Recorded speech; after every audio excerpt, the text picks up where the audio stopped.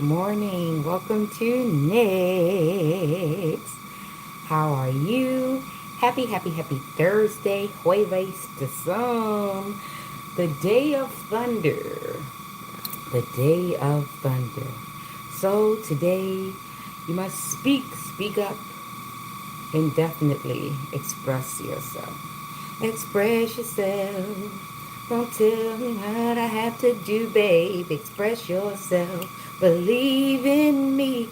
Hey, express yourself. Don't tell me what I have to do, baby. Come on and rock your body. Yeah. Oh yeah, oh yeah. Rock that. Oh yeah. Rock that. Yeah, we used to have some great music, basically telling us to be ourselves, express ourselves.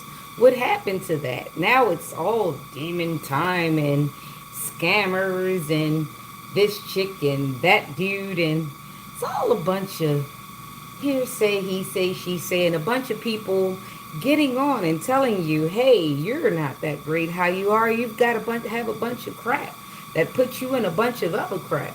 And then you'll be part of the team, even though we don't like teams, because it's not good to like people, but it's good to hate on them. But you need people to hate on. So invite all your friends. Like, how weird of a society is that? Well, imagine growing up unconsciously being in such society where the whole purpose of your existence is for people to really not like you, for you to actually be the opposite in every single room. But you don't know that you're under God's protection, because this is exactly what He wanted you to represent in every single room that you're in. But He doesn't want you to know that. And somebody else doesn't want you to know that either. Because everything that you are, they like. But they don't like that you are it. And can you imagine that the one person that doesn't like your actualization is the one person that's responsible for shepherding that into greatness and not wanting to? Like, your life is filled with a whole bunch of barriers, gates, but you still, no matter what, are supposed to move forward, and you keep moving forward, not knowing that not only are you on purpose for the bull crap, for the barriers, for the unmitigated hate, the the whole contradiction that you are in life, but you're unaware that you are supposed to be this walking contradiction. I mean, in every single room, you go into choir practice and somebody finds a way. You go to school, somebody finds a way. And you're the most agreeable person in the room, but everybody finds a way to not agree with you. And in that instance, they hate you for that, because not only were you okay to get along with, but people hate the fact that you were so reasonable. And they're like, I can't be around that person for too long. It upsets me. I get to moving around. I get to can you imagine being that person? You walk in the room and you're like, hey, and people are like, hey, by default. And then they go into another room and they're like, why did this person show up? Why does this person exist? And you're nonetheless wiser, and you're like, are you okay? And even that pisses them off, because they would have never asked that. Can you only imagine just waking up and going through life being everything everybody else wants to be, but not even knowing it, and actually trying to adjust yourself because you're like, is something wrong? But then eventually you get used to it in your preteens because, I mean, shoot, you've been fighting this from the inside of the house all the way out to every school, every picnic, every family reunion, every social dynamic. You just end up being the freaking sore thumb. So eventually you just take it and you keep going because you know every room there's going to be someone who just detests whatever it is essence that you bring in the room. So you get through it, not knowing that your family is like the biggest part of your mission. Is because you're meant to show them everything that they're not, or everything that they refuse to see every time they see you. And for some spiritual reason, they just can't stomach you. It's like you end up being the laxative of the family. You understand how much full of shit they are, but you walk in to expose this. And they get explosive diarrhea, some of them, because they can't really, they're too weak to be in the room with you. But others have a poker face. Over the years, they've learned not to be on a full stomach when you come around, or they're going to upchuck. Because they just can't stomach whatever essence you bring into the room. Even though you're not coming to bother anybody, you've come to help. And most times you are really, really agreeable. And even though they did use your help, they hated you for it. It's like, ah. And then when you get to adulthood, people realize that you have all of the things that get them into every society that they want to be in. And they've watched you casually walk through life refuting every clique, every group, every institution, casually pushing by sororities, fraternities, and societies, and cotillions, and every group that they would love to be introduced to and given an invitation by. And here you all walking by like, no thanks. No, I'm cool. I like it over here better. I like it by myself. No, I don't like cliques. I don't like groups. But y'all are cool. I like everything about y'all, but I don't want to sign up. And everybody's just looking at you like, I've worked so hard to even get to the front door of these places that you keep refuting. And they hate you for that because you won't join any of their structured groups.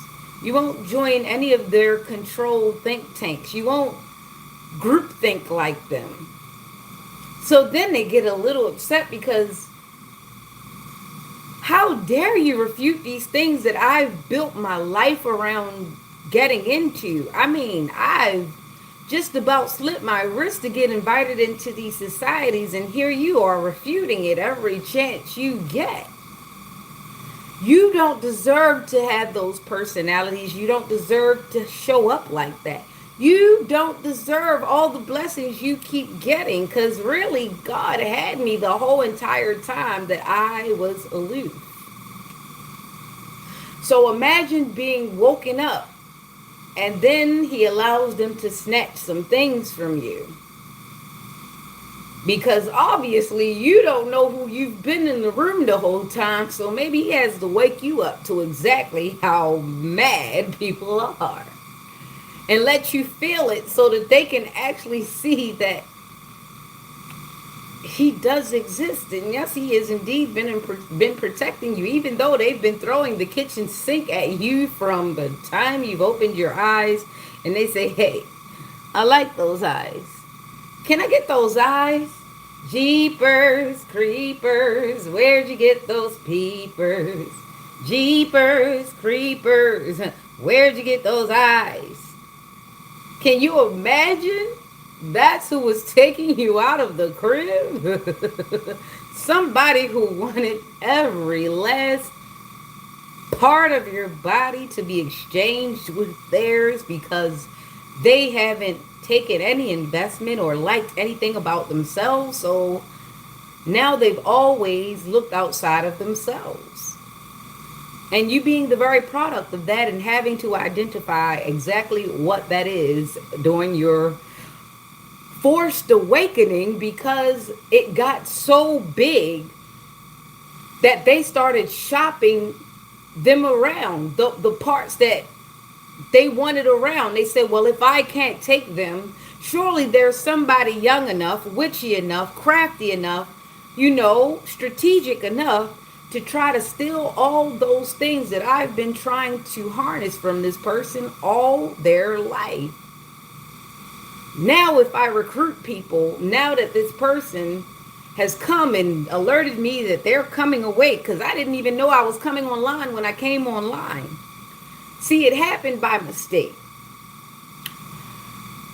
I remember feeling like the thing that I had left at my house wasn't quite human, because I'd called it a warlock quite a few times and it never refuted it. It just kept talking and talking and talking and talking. And I was like, this thing has diarrhea of mouth, but it won't never answer what I asked. So I got the feeling that I was being controlled by his two vehicles, because for some reason, as soon as I met him, the vehicle that I'd had started malfunctioning.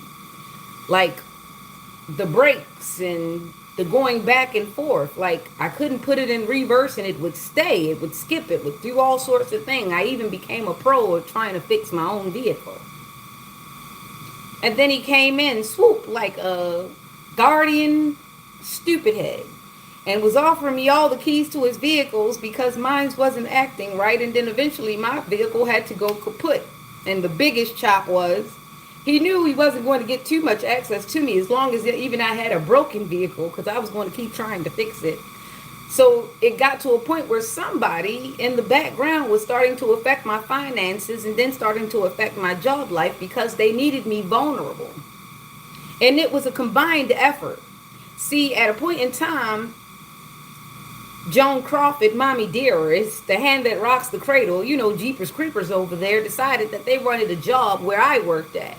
And me, I fell for it, not even realizing that they just wanted a line into where I was working so that they could do a little damage control, because they needed me not to have anything to depend on. They needed me to not to have gainful employment. They needed my social group to plunder. They needed me not to have a vehicle because they needed me as dependent as possible, because God had always made sure that I had what I needed. And little did I know, God said, you know what? Game on. And little did I know that I was the playing piece for everything that was about to happen. So here I am, all nice and happy and giddy, and never really letting my energy down, because God has always provided for me. So I'm cool on that. That's the one thing that I've always been very, very sure of. Hey, it's karma. If they're going to go that bad, then hey, you got to let them, because karma. I've always trusted in the Lord's way of dealing with his children. That never faltered on. So when they repossessed my vehicle and I woke up, the lights were on to the house, and I woke up and I seen them repossessing it. I went out and I grabbed the keys, and he was like, hey, whoa, you ain't going to get mad. And I looked at him. I was like, no, do you want me to just like open the vehicle so that you don't have to do all of that? And, I even helped him get it there, because I'm like, you're keeping me woke with these lights on the house. Take the damn shit and go. Like, really, it was nothing. He was very surprised at how I was, because he was trying to be sneaky about it. Like, he really had the damn thing damn near about to flip upside down. He was going to damage the vehicle himself taking it. I really wasn't there for argument, so I'm great on life. So, you know what I'm saying? So I let him go on and take it, and he was like so bewildered on how nice and very compromising I was on him taking my vehicle, because I'm pretty sure that there had been quite a few pistols held to this guy. But either way, it wasn't going to happen here. So, que sera, sera. I let it go, and then next thing you know, it made it a little bit easier for this guy to try to infiltrate, even though I still pushed him off for some time. So when I began to realize that I was being controlled by the things that made him seem valuable to me, which were vehicles, because honestly, he was a man sleeping in the back room of a place that I was working. And honestly, I didn't really want to fraternize with him while I was still working. So it was kind of like hush hush. So I was really not trying to keep him around that much while I was working. I had other things that I was working on that I wasn't telling anybody about because I wasn't sure of who he was and what he was there about. Because this man did just come from somebody's back room, he wasn't living in a whole house. But I knew he was a ladies' man because he was easy on the eyes. And if I could see, other people can see. So I'm never that damn delusional. And the fact that he wanted to be everywhere and nowhere at the same time. But the thing about it was his age and the way his activity and the way he talked. It was like he wanted to represent stagnation while representing forward moving at the same time. He was a walking contradiction himself. Always wanting to keep his business to himself, but always readily able to tell you about everybody's things. I mean, he was telling you everything. Oh boy, you get him to drink enough and you could get a whole cry fest out of him. But he still held some things to his chest. Have you ever seen a person be vulnerable without being vulnerable? Yeah, that was that guy. Weird. So when I started feeling like he was trying to attach without attaching, I started unattaching. And the craziest part about it was, like I said, I came online by mistake.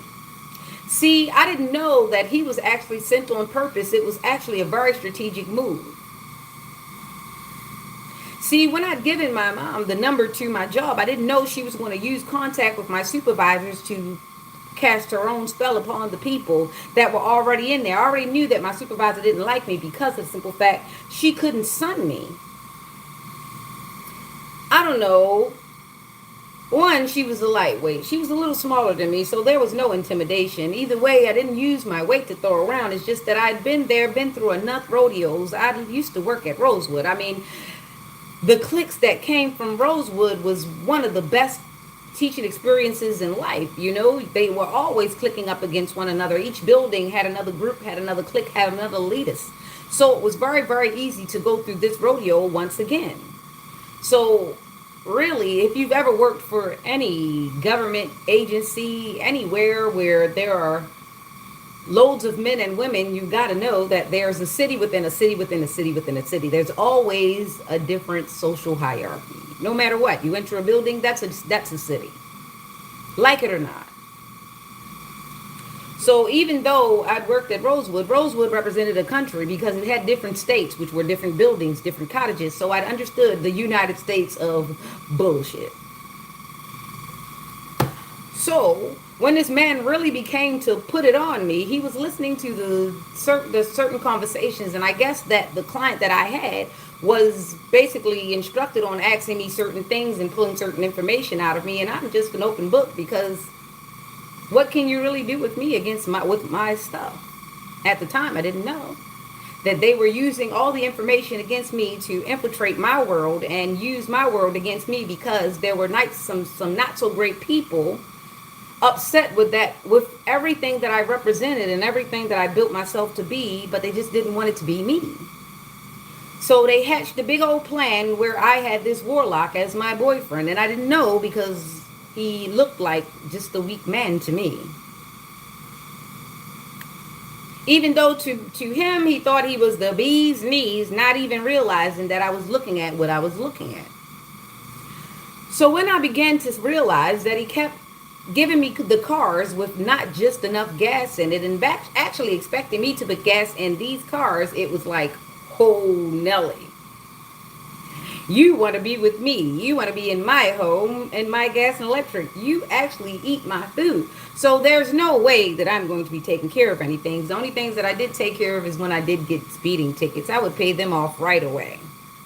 And I guess he took that as a sign that maybe I was opening up to him. But really, honestly, no, I was still studying because why are you sleeping in the back room? And I hear so many different conversations coming out of you because you become a different person when you start drinking. But yet you have these two cars and you're always on the phone with that man. And there's nothing more than a red flag when that man is always going out of his way to be on the phone with that man. But You guys are never on the phone that much. You guys have conversations, you get to where you're going, and you get off the phone. But when he's on the phone with that man, it's like he's on the phone with his best girlfriend. They're girlfriends, they're boyfriends, whatever you want to call them, they're hooked. So I'm watching all that and the dynamic between that, and suddenly the kitchen witch, she descends again. I've been trying to avoid her ever since we befriended since Rosewood because it was something weird about her, and ever since she said she likes candles on people's, I've been very, very suspect about her. I remember one day going over to her house, and her best friend were in the room, and I saw something on her bed, and I was like, these girls fuck around when people aren't around, and she acts like she's so straight. She's doing something, and when she really actually told me what she does to the guys to get them all turned out, it was like, ew. Because even though they're turned out and they'll return, they always leave and go be with somebody else, because 2 or 3 times she's told me her boyfriends always go and have another woman, another girlfriend, and they're married. And she seems to be okay with this. Me, not so much. I don't even like recycling the exes. I like making a believer out of them, especially when I tell them, I don't really recycle exes, and they don't believe me. They say, no, you're lying, you're lying, you're lying, and then they become an ex that can't get through, and then they get blocked, and then they're finally convinced. But then they've told so many people that I was never going to go anywhere that they start turning in on themselves because they've definitely found themselves blocked. And then they start trying to wager who's going to be able to get in contact with me and force me into something again. And then a lot of them lose the bet. Where some of them had proceeded. Well, there was this one. He played nice enough that I really felt like he was no threat. But eventually I smelled him one day and I was like, nah, this ain't it. Because how do you smell like coochie and you don't have a coochie? And I know you ain't getting that much coochie, not unless you just got that coochie, which was awful. And I'm not going to get anybody's backwash, especially not smelling like that. Who the fuck is not drinking water? So then I hung that one on the notch and I said, never returning back to that. Please, Lord, never let that find me again. But back to the witches and the warlocks. So one day I said, you know what? I've got to start breaking apart from this guy because he's becoming so attached and I'm not becoming attached. It's becoming weird. It's like he expects me to love him when I'm seeing all these things that just don't match up. So I run to one day, I go to my mom's house. I'm crying. The further I get away from him, I'm crying. And it's because I left without any of his vehicles. Yes, I had the keys, I had the access. They were both there. And I did so much, I got on the bus, and that pissed him off because me driving around in his cars represented control, represented that he had me hook, line, and sinker to everybody who saw me driving in his vehicles. And to see me actually walk out of the house, my own house, leave you there with both your vehicles and catch the bus. Well, that represented that I was doing some pushback. And of course he had to try to get me to come back. So I guess he got up and started doing some kind of work on me. Because I remember starting to cry. Big crocodile tears the further and further away I got from him. And then he started calling me. Why are you not here? Why didn't you take the car? And it was so much fake concern for a person who one day I had gone to work and I didn't take the car and he took so long coming to pick me up. It was like he was doing it on purpose because he was less than 5 minutes away and it took like maybe 30 minutes for him to get to me. So at that point I was getting suspicious and I started calling him back to back because I'm like, hey, are you walking through my house, going through my things when you're supposed to be coming to pick me up? Because I made sure I spent just enough time away and just enough time. I would make sure I would have him on that phone if I left him at my house. Either way, you can search while you're on the phone. So I knew that.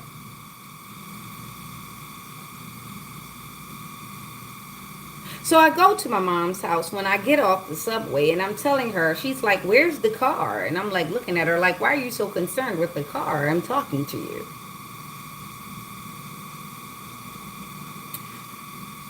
So she's like, "What's up? What's going on? Why? Where's the car?" And I'm like, I didn't want the car. I didn't want to drive the car because there's something going on. I don't like that, man. It's something about love. He's trying to make me love him, and I don't love him. And I'm crying, and I feel as though it's the reason why I'm crying. He's making me cry. I feel like he's crying because he called me, and he sounded like he just was distraught because I'd left the home without him or an attachment to him, which was his car. And he just like made me cry, and I felt like something deep. And I know I didn't love this guy, but I know he was trying to get me to love him because, like I said, he was a cancer. And I know cancers want you to pour out yourself before they even assume that they can return the feeling. So I started saying some things to my mom, and I remember her saying about her being bonded and about my grandmother being bonded. And I remember telling her that my niece was acting a weird way, and I didn't like how she was very materialistic and how my mom always leaned on the materialistic side when it came to her grandkids. And that was how she garnered their support. But how are you so money hand heavy with your grandkids, but here I am, you always allow me to struggle without very little help, but you're always running behind your son and your daughter, your first son and your first daughter, like they're just the most retarded people in the world, and you're always trying to get me to take care of them. You're always saying, you got to look out for your brother. You got to look out for your sister. And I'm the baby, so why would you put so much pressure on me? I've had so much pressure on me all my life to be the adult in every situation, and still being withheld into a child space. Yet you want to give me big people problems, but you want me to stay in a child's place. And I'm a big fucking woman. I'm already grown, and you still want this contradiction to exist in my life. But because you couldn't make me break at that point, and then I came and then I let you know unequivocally, I didn't even know I was online myself when I was talking to you. I asked you to tell my niece to denounce her sorority because it's something wrong with that, something wrong about the boule. I started really having these downloads that were getting more and more vivid, and I couldn't control what was coming out of my mouth, but I wasn't all the way online yet. I was just halfway tapped in. Can you imagine being so aware but unaware how aware you are? That pissed people off. Imagine talking to someone who spent 8, 9, 10 years studying the very things that you were saying by mistake, and them hating the way that you broke it down so casually, not even knowing what you were breaking down. Oh, I pissed people off. I pissed people off. And when I came up with my champagne brand, and I reached out to someone who was supposed to be a helper in a way, he basically told me, well, I already came up with something like that. And then I looked at his profile picture and I saw that his hair was gray, and I said, okay, he won't live that long. I'll be able to do it eventually. I really wasn't caring. And to find out at this big old age that the whole time that they actually had me actually drawn up on the board as a cow gone to slaughter, because everybody felt like I didn't deserve everything that I grew up to be, because I hadn't yet known how valuable it was to be me. Because guess what? I've been me all my life. So the only person I thought valued it was me.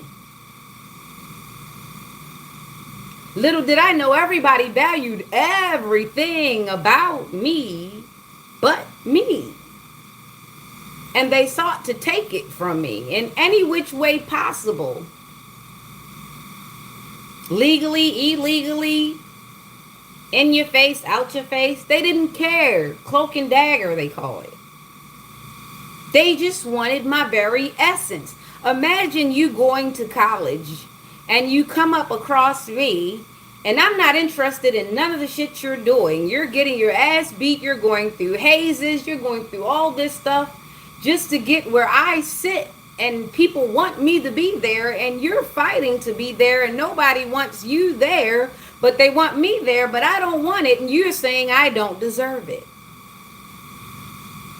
Well, take that up with God. At this point, him only you guys and him knew at the time exactly what was coming full circle. So honestly, you guys did. You were not fighting me. You were fighting him because he had planned this thing for me. I was just a sitting duck.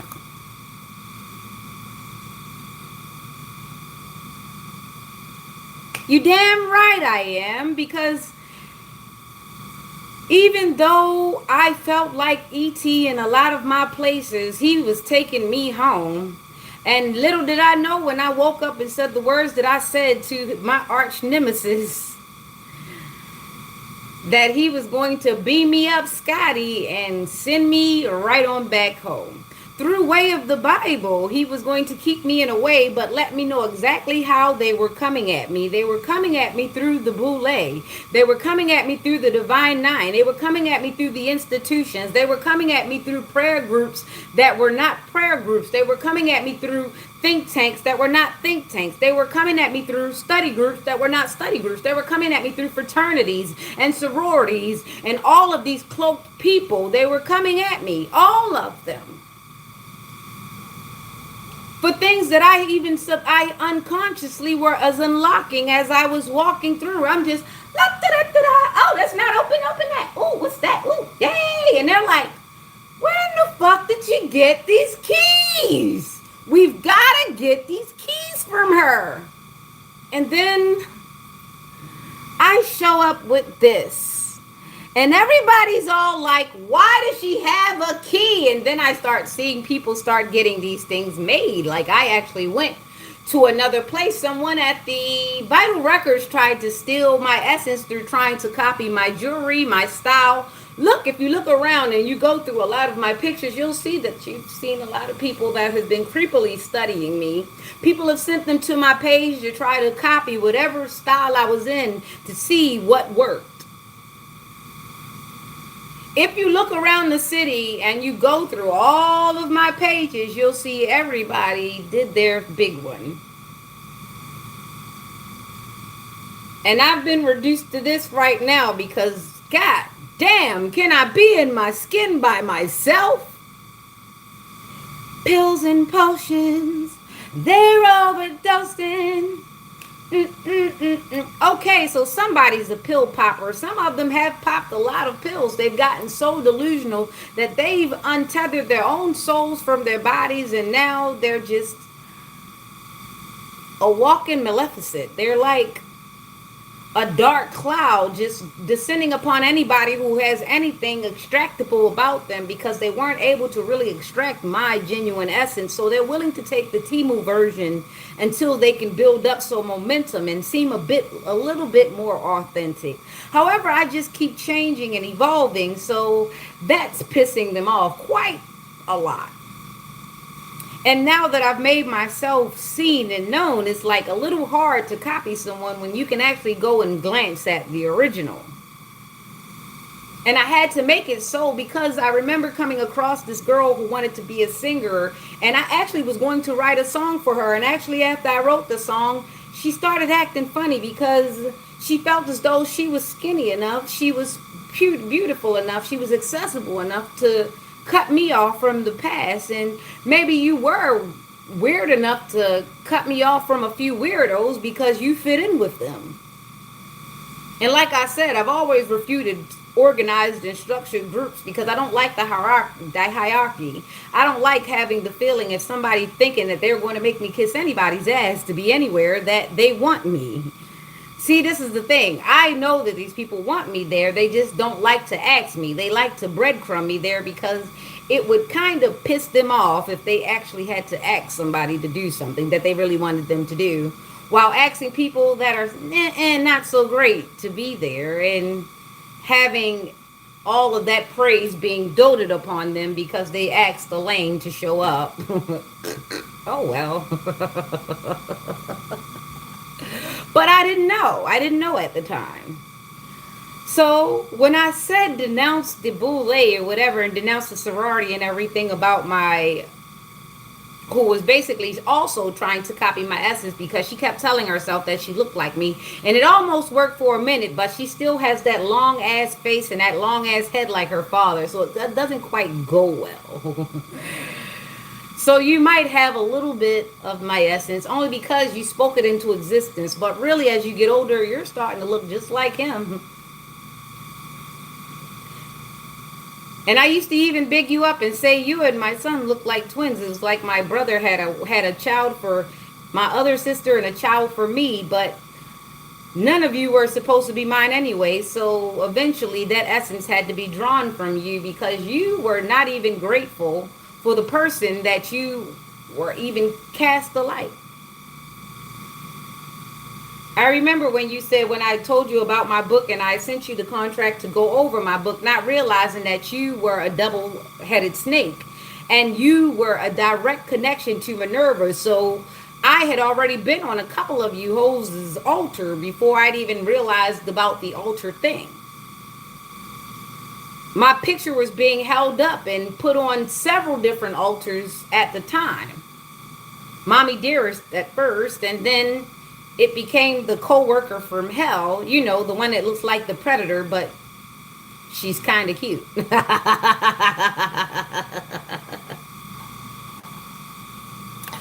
So yeah, so that part.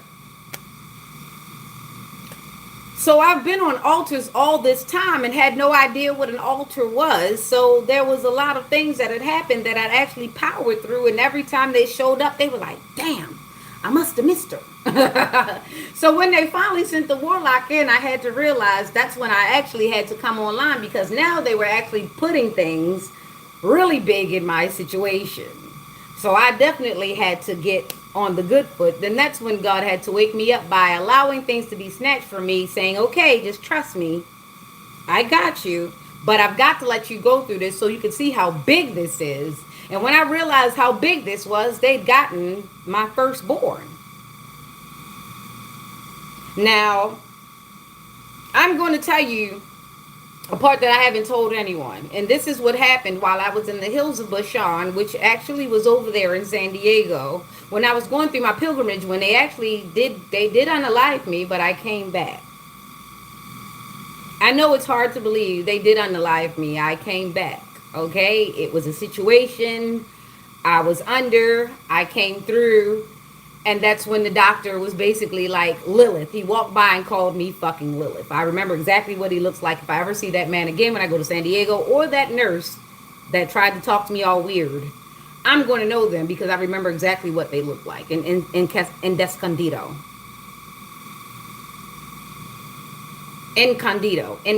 Escondido. That's how you pronounce it. Yeah, west. So, yeah. So during the time, it was like you're going to have to let him go into the wilderness. You can't do anything. You can't put your hands to him. You can't do nothing. So, Escondido. Thank you.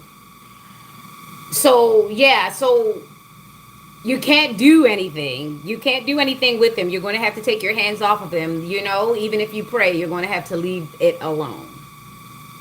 So, I was told to take my hands off of somebody who I'd put my whole entire essence and life into, because he was raised as my enemy. And that was the only way that I was going to be infiltrated, as if I was to birth my enemy. That became their last thing. They had to go after something that had come through me. I know, meow. The end of Leo season. Coincidental. So, yeah. So I had to take my hands away and trust that whatever happens, happens, and I have to let it go. I can't have any feelings. I can't afford to have any feelings about that. Because this is the thing, when you have children, you are just their steward. They belong to the Lord. Always. You have a borrowed time with them, and at a time, God will take them away, and you have to trust whatever happens. So, into the wilderness he is. If he shall return, that is none of my issue. That is above me now. And I'm okay with that. I've also had to apply the very exact same thing to my youngest now, knowing exactly where I am and what I have to navigate. Everything is in God's hands, that's not in mine. Grim reality to some, but I'm okay. I'm quite okay. You gotta understand this. Walking and trusting in Him is not for the weak. So I guess this is why I have this assignment. Even as morbid as it might get. I guess that's why there was a time in where I was actually okay with picking up dead bodies. I did do that a few times. It was a good paying job. And even the person that I was picking up the bodies with was very, he was happy but almost concerned about how it didn't bother me. I broke no sweat.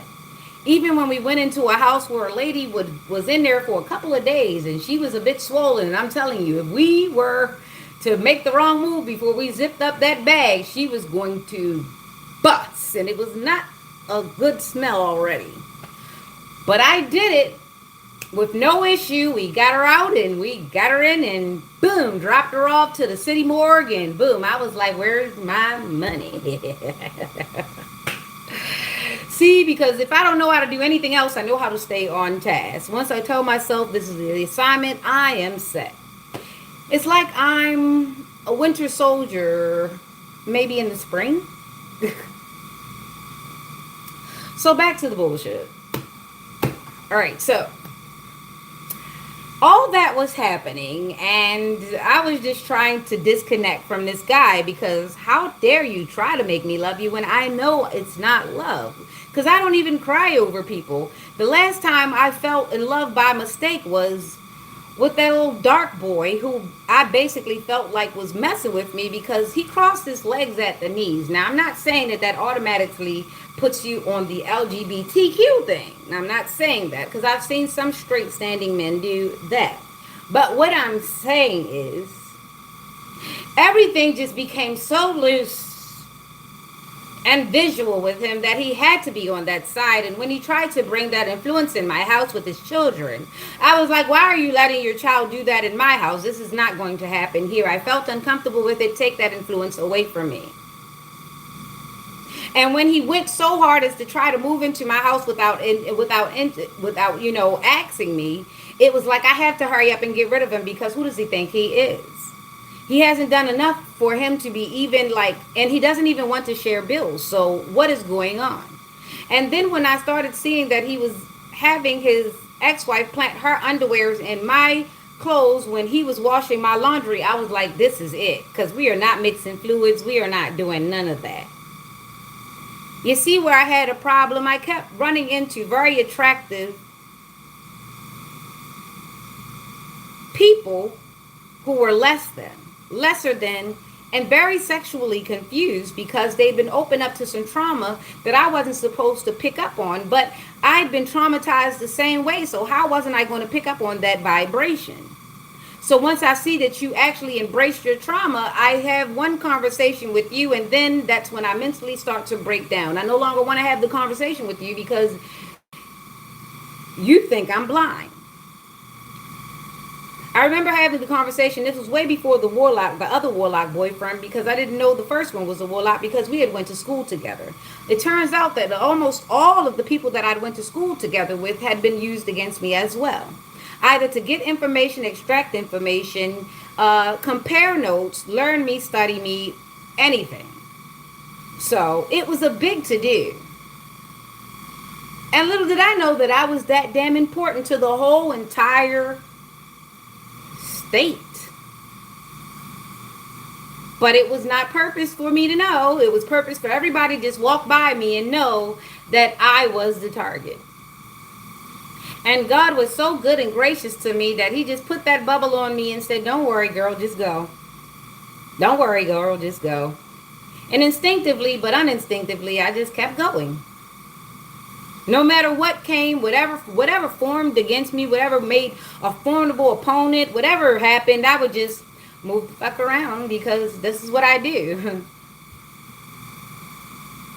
And it was so funny when the kitchen witch showed up after a while because my son was ready to leave because he couldn't really keep a hand on me because he was supposed to be the inside handler, but he had to go out. So I had to be surrounded by people who could basically keep up the shenanigans around and feed the information. So eventually they did hire some people to move next to me. And they're always there with their miserable selves, and they've got, alarms and buzzers and things. I remember a lot of times when I go to the bathroom, they turn off their light and run, or they turn off their light and record, or they just move to another part in the house where they can listen. There's always something.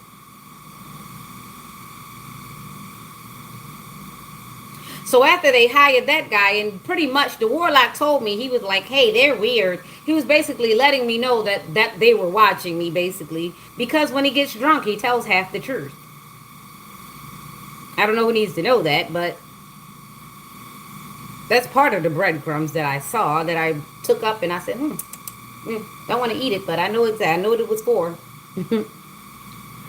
So it was amazing when he started trying to bring me food to eat, when all he used to bring me was liquor. And then one day he tried to sneak me vodka, and I knew he was definitely on some bullshit then, so I definitely stopped drinking with him. So then he started getting worried because he couldn't keep me drunk. I wouldn't get drunk anyway because I don't like being inebriated. I don't like to pray to the toilet gods and lie. That lie everybody says, I'm not going to do it again, and then do it again. Nah. I'd rather just not do it again. I'd rather not just lie. So when he couldn't get me to do as much partying, especially after that day in the safari, when he tried to do that humiliation ritual, and ended up getting humiliated because I got a lift home and said fuck him and his car. See, that was the problem. He couldn't get me to be vulnerable to the point where I would let him put me up Shit's Creek. I kept leaving. Kept having my own money. Then he said, you know what? I know how to break it down. We have to take her money because as long as she has enough money to get away from me, she's going to keep leaving. So they started attacking my finances, my social hierarchy, my support group and everything because I've always had a friend somewhere. And then they made me paranoid on getting out to those friends because they started going around and telling people things. But I know that there are certain people that are waiting for me to return because they don't know who to trust to tell me that things are going awry. So shout out to you. I do get your positive energy because it goes out in the ethers for me. So thank you for thinking so hard. But I cannot return back to you by way of hook and crook. I'm not allowed to make a lot of U-turns. You see, cuz lot. If you understand the lot situation, you'd understand I can't make a U-turn. That part. So, coming on to this part, knowing that everybody wants to dissect me for one part of myself because they're like, I can't believe that she doesn't want to be part of these groups. She's being invited and I'm doing everything. I'm even damn near damaging my kids. I'm traumatizing everything in my life trying to get access to these groups, to these problems, to these situations, to these agencies. And here she is with a get-in free pass to everywhere, and she doesn't want it. I suppose I was meant to show you how accepting yourself looks. And somebody was supposed to show you that that wasn't what it was. Oh, the illusions. So the next thing became, you got to try to hurt my feelings with love. And the thing about it is, the only thing that actually really had hurt my feelings had something to do with family. It would never have anything to do with lovers because I'd already accepted that people suck. You only had to give them time enough to do it. That's human fallacy. So nobody took precedent that the people that was closest to me that hurt me, so a person that was twice removed, 3 times, 5 times removed really wouldn't mean anything to me. You guys aren't that bright at all. You don't read the room. You see, if your mom and your dad are basically feeding you to the lions in the lion's den all your life, then certainly a relationship, a friendship, an associateship, a co-worker couldn't possibly drag you down if your mom and your dad couldn't, your sister and your brother couldn't. Thanks. But surely they mean nothing to you at this point because the people who are supposed to mean the most to you don't mean much to you. So good luck with that. So it became a thing when the kitchen witch showed up, and then I was looking at the warlock, and I realized I was in betwixt the two, and they were both vibrating quite the same around me, and they hadn't the idea that I knew about frequencies, and I was like, hey, they vibrate the same, even though they're trying to sell me this bullshit. Okay. I did what most girls wouldn't ever do around their girlfriend who loves men, who loves attractive men. I invited her around the attractive man that was attracted to me. Now, most women would say, you dumb as hell. You should have kept that man. That. Hell no. Hell no. Because you weren't listening if you came up with that. He was in the back of somebody's room sleeping. I met him sleeping in the back of somebody's room. He was renting a room. Whether or not he was planted there because he had a whole nother house across town with a wife and this and that, and this was how they got down. They agreed to act single so that they can pick up unknowing suspects and give them things and have them thinking that they're single, all to basically get them caught up in a third party problem where they extort money and blackmail and steal and do everything, and nobody's none the wiser that their information is being siphoned through different agencies so that they can basically and eventually unalive them and take everything that they have. No.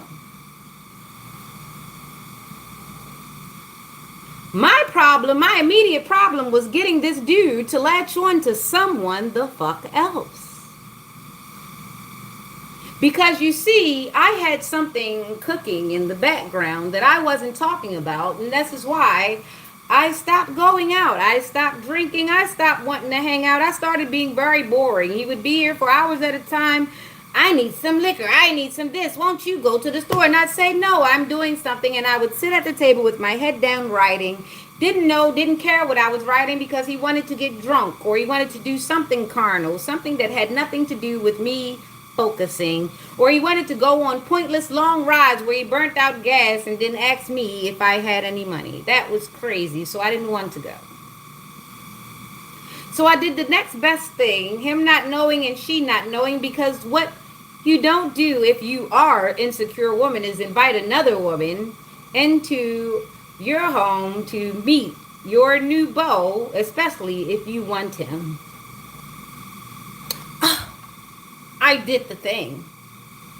I said, come on over, knowing she was going to put on her most salacious outfit because she is so full of herself. And mind you, back when we were working together, we did a thing. She talked me into it. I wanted to see what it was like because she made it seem as though she was getting all this money going around the pole. So she says, girl, I got my outfit. I got a bunch. I got a suitcase. I got my clothes, this and that. You want to go? You want to go? You want to go? Now, me not knowing anything about this shit, I go to Victoria's Secret because, one, I love myself and I have to be in some of the best shit. I go to Victoria's Secret. I saw the campaign. It had like this black lacy Garnier thing, and it had this French pink bow stuff on it, and I had to have it. So I go and I spend all this money on it. It was over $200 for this thing. I remember because of the price. And we go and we do our thing, and I was like, this amount of money, it wasn't a lot. It was a bunch of singles. And I remember how much I paid for that outfit to have a bunch of sweaty guys who were spending it on low-level liquor trying to fondle me. I said, no, this is just too hard. It was like I spent maybe 10 to 15 minutes in this outfit. And I did that, and I said, yeah, that's enough experience for me. Hey, a lot of times I'll try it at least once. Sometimes I won't try it at all, but that I tried at least once because I'm very honest. And it was like, nah, that's too much work for nothing. And when I put it in, we both put our outfits into the trunk, and however, my outfit got missing. I never saw my outfit again. She stole it to put on her altar. Maybe she's eating pieces of it every year. I don't know. But I know that was enough for her to go away from me and only come around every so often. And every time she came, she usually tried to come to try to feed me stuff, and usually I'd put it in the trash. I made the mistake that year of eating something from her house by mistake. Even though I had remixed it and remade it, I still ate from that entity's house. So you got to be careful where you eat, what you do. Luckily, I had the hand of God on me the whole time, so he was navigating it so that I can become aware of what was around me. So when I invited her to my makeshift cookout, and his fake boyfriend, which was his real boyfriend, faked and acted like he was going to come over and join us for the meal, it was already set up. So I was already supposed to be distracted by the fact that his friend kept promising that he was going to hang out with us, but he wouldn't. And I invited my girlfriend only because he was supposed to come. And that was the way to get her into the house with me too. Because she was supposed to have her own company. I was supposed to have mine. But he never came. Lo and behold, he was, the one that was my company was her company.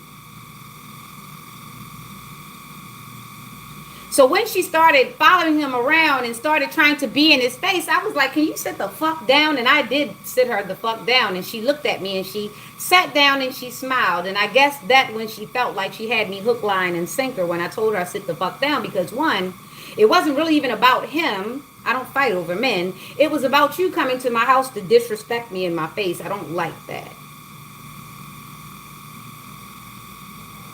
And she knew to go sit down because it was getting to a situation where I got close to her and I said, you know, you need to sit the fuck down. I don't know what you're doing, but you're doing too much in my house. So you're going to have to go. So to her, that justified lighting all her candles and all of this kind of stuff on me. So this is what she did accordingly. Because I remember that moment when she didn't like what I said to her and I'm going to go call Monique. I'm going outside. And I was like, yeah, you can get the fuck on too. And then he came in, feigning ignorance. Oh, you so mean. You told her to leave. Oh. And I'm looking at him like, shut the fuck up. You can leave too. But you knew he wouldn't. So there he is trying to play the doting boyfriend, all while trying to get this girl in my house and having access to my house. And maybe she did get into my house because I did find a blue candle and a blue bottle and some ritualistic shit. Just laying around, just going through my house, just going through things. So I did come across it, but little did I know that I was putting the fake Nicki Minaj with her real Kenneth Petty.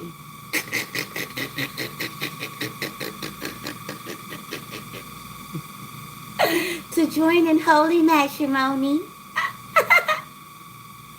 I love that for you. I knew what you were getting into because I didn't want that shit. You guys were vibrating the same.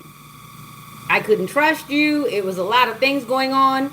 And that one time, his mask slipped. We were on our way from the emergency medical something. I took him somewhere because he needed to get a cortisone shot. He was having some problems with his... I'm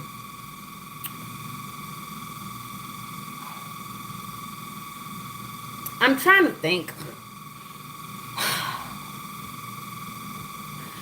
The bottom of his spine. He was having some problems. I guess maybe his boyfriend had knocked it out of alignment, okay? I don't know.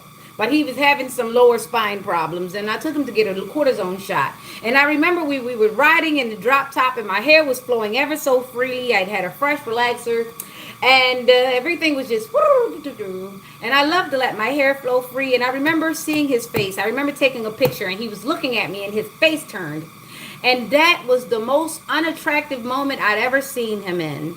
It was like his face slipped all the way off and everything that was easy about him on the eyes had slipped away from that very second. And I remember I was like, that ain't right. I saw it on the picture and I looked again and I was like, oh, he's fucking ugly on picture. I'd never caught that.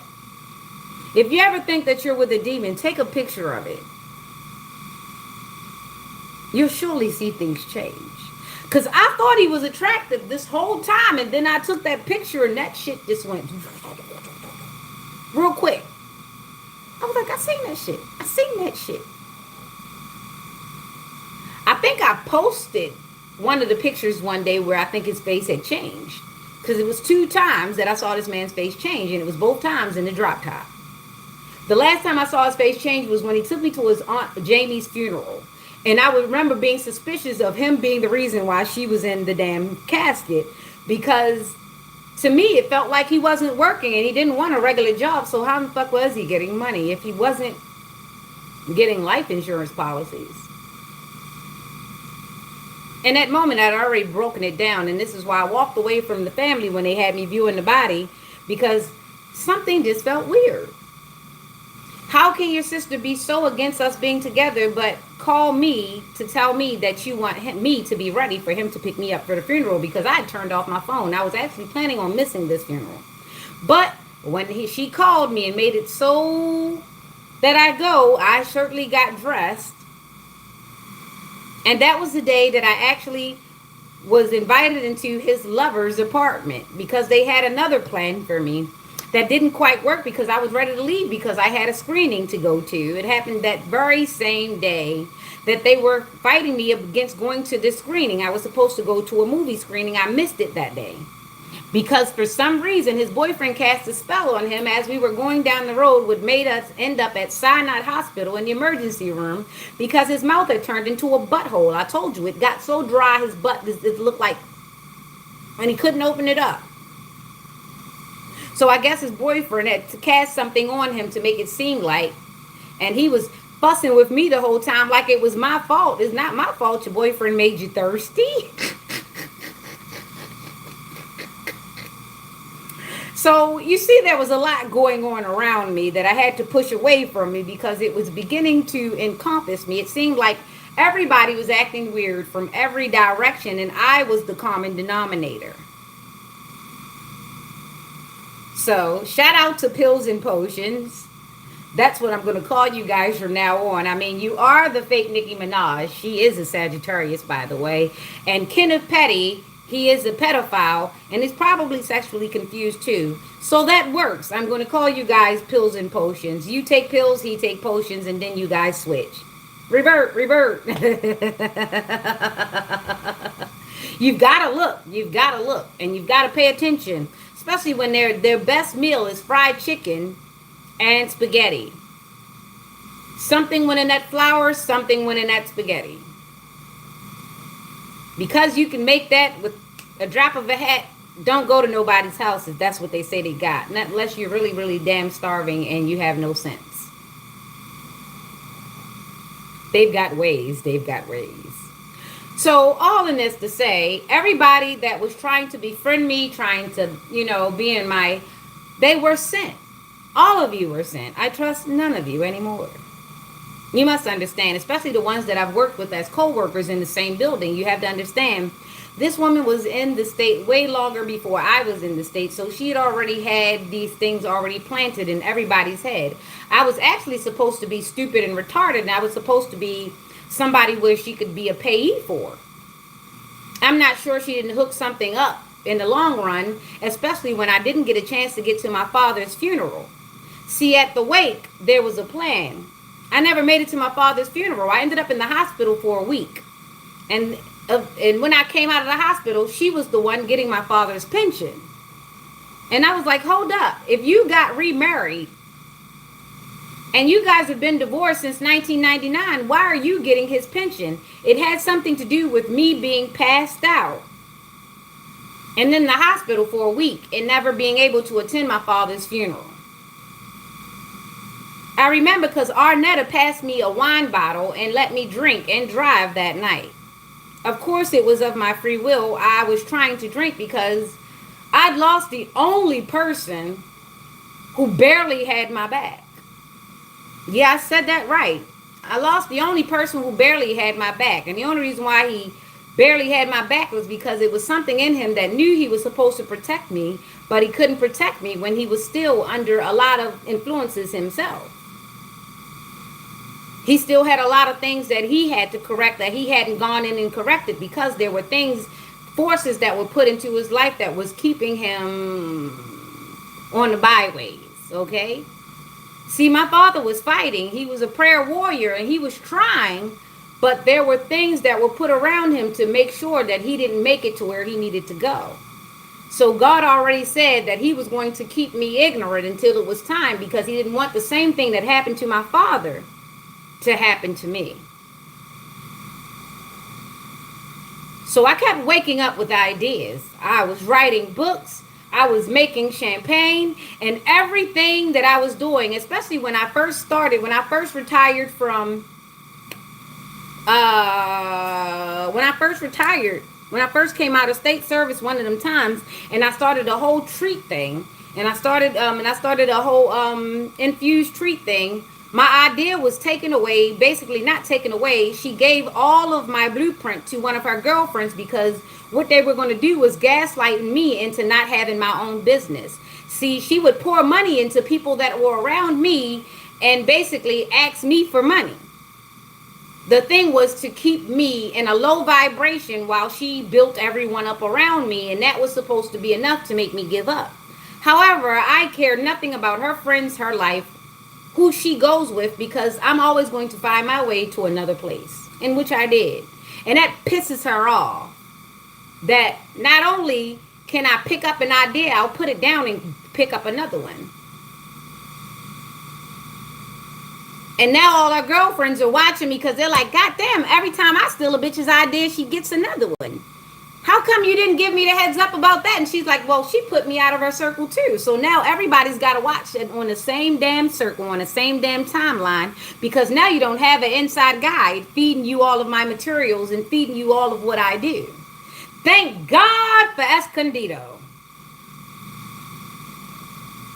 One devil removed from under me. It's like I've been trying to pluck them away from me for all this time, and now I've only got one left. And there's only the reason why I've only got one left is because I have a little guy that I actually had with a hardcore comic. Come to find out,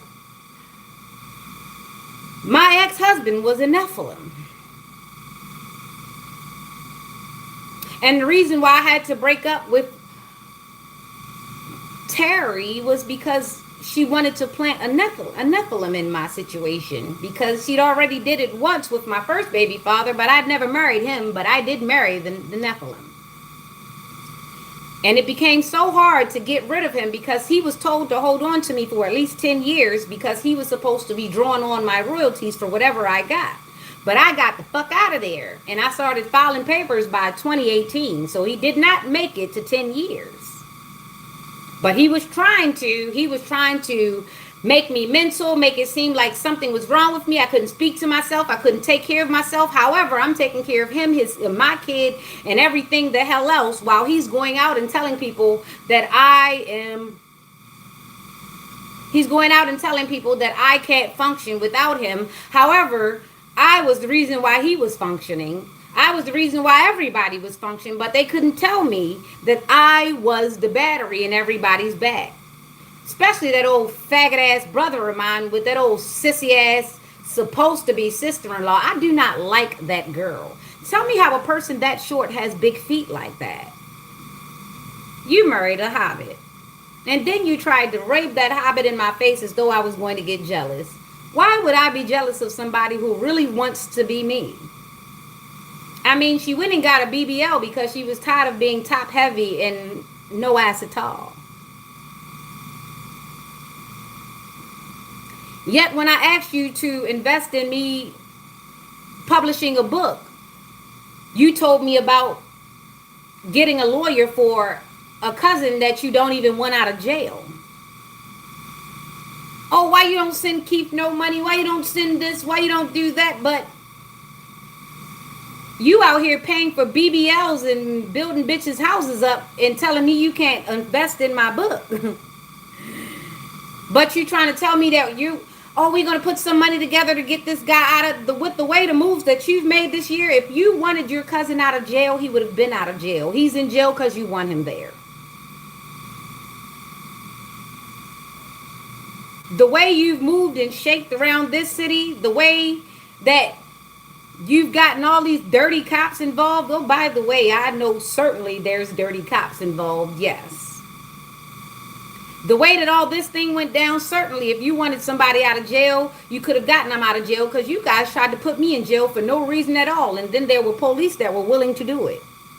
I saw them. I see them licking their chops. Every time they drive by me, they're staring at me as if I'm going to present a reason for them to pull over and say some bullshit to me. Go home to your wife and your kid before God or Satan does something to them by way of your bullshit.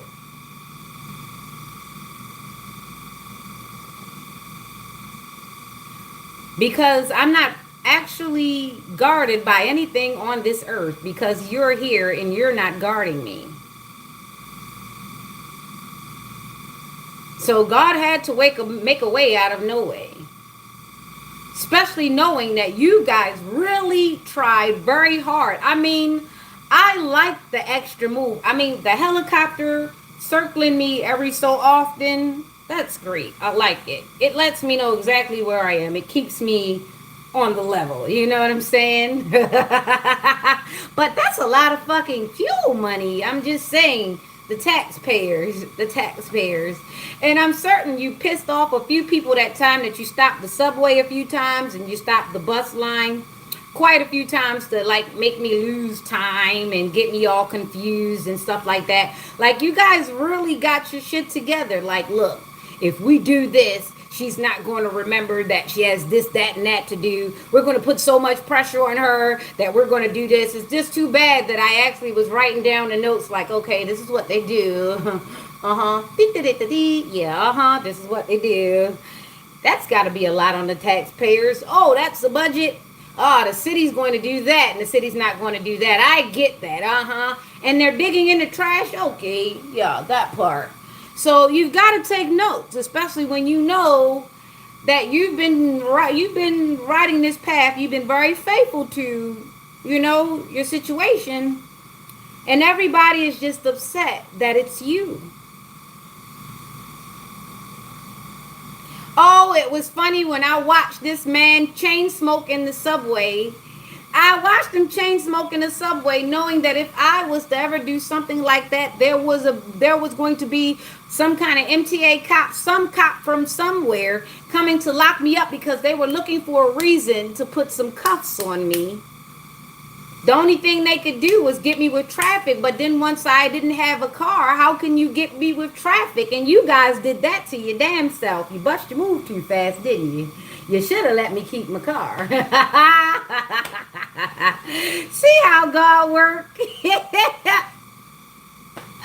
Y'all was busting y'all moves so fast because y'all got so desperate because I was getting so close to the situation that y'all had to do something. But really, y'all ended up moving so fast that y'all moved so fast. So I got a chance to sit down and get some popcorn. I was like, whoa, whoa, whoa. It was like I was on a roller coaster. So I was like, yeah, when you get the roller coaster and it goes clip, clip, clip, clip, clip, clip, clip, clip, clip, clip, clip. When it's going up and then you hit the crest of it and then it's like, that's how it was. I was like,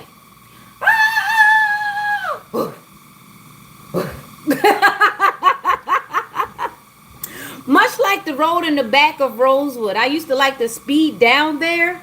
Loved it, loved it. I used to wonder why they'd give those daggone criminals bikes to ride around with those daggone $1 million mortgage houses back there. When Dr. Day was there, I used to wonder about that a lot.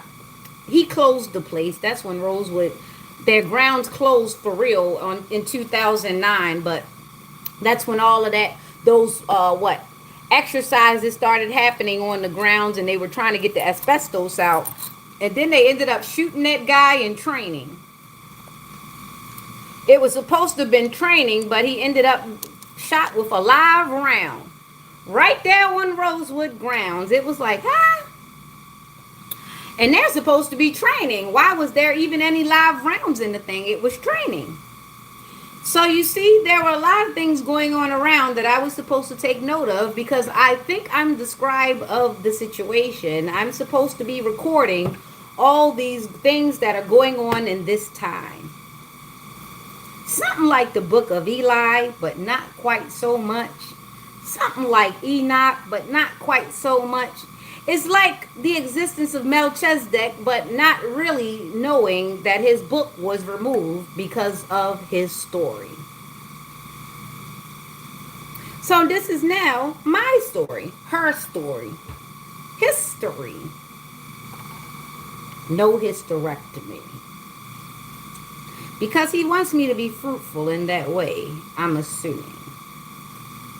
But now I've got to be really guarded about who I allow to come into, because remember what happened with Noah when he realized that he done everything to complete the mission, yet he still got infiltrated by one of the Nephilim, still got on the boat. The whole point in that was to wash them away, yet one survived. So he drank himself into a stupor. Poor Noah. So yeah, that's the spiel. That's what happened. That's why everybody's so pissed off with me, is because I've been refuting the groups all this time, things that the people was work. People were getting hazed. People were really getting, essayed and letting their kids and chicken blood this and legba that and sacrifice this and altar that and 8 days of wearing white and going to the church and praying for 3 and 4 hours, and not for the Lord, but for defeat.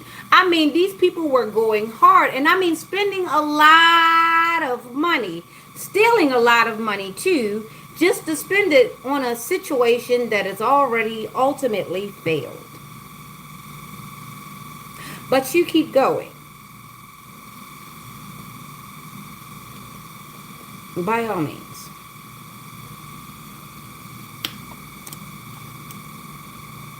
With that being said, let's get a short Psalms in, and let's get over to Pink Tarot.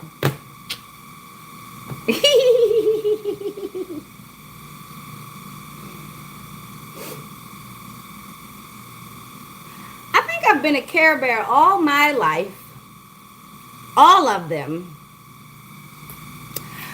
A Song of Degrees, 134. Behold, bless ye the Lord, all ye servants of the Lord, which by night stand in the house of the Lord. Lift up your hands in the sanctuary and bless the Lord. The Lord that made heaven and earth, bless thee out of Zion. Short and sweet and curt. Get straight to the point. Let you know where we are. At the end of the day, the Creator, the Creator, the Creator. All right. So don't you get caught out there in the wilderness, all right? Don't you get caught on up.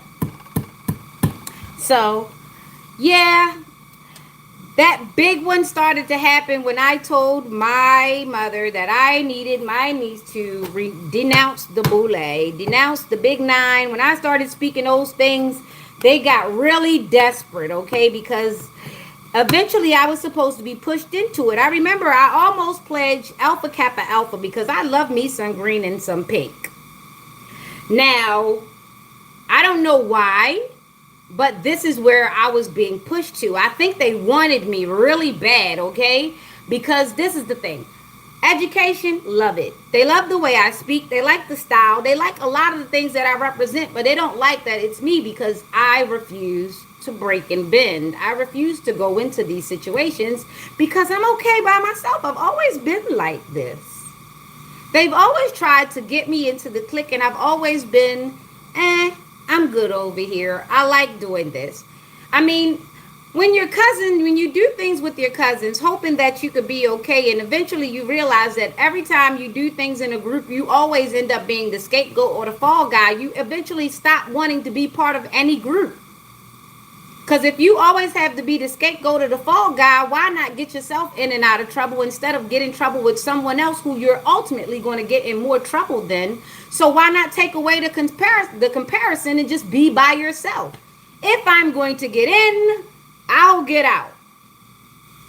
And that's my take on it. So, on with the tarot. Good morning, happy Leo Cuspa season. We're going into Virgo and it's going for a reason. Something is already turned over and it's the... Whoa, did I put this back wrong? Let's make sure. I think I put it back wrong. Let's assume that I put it back wrong because straight off the top, I haven't even touched this deck in a few days.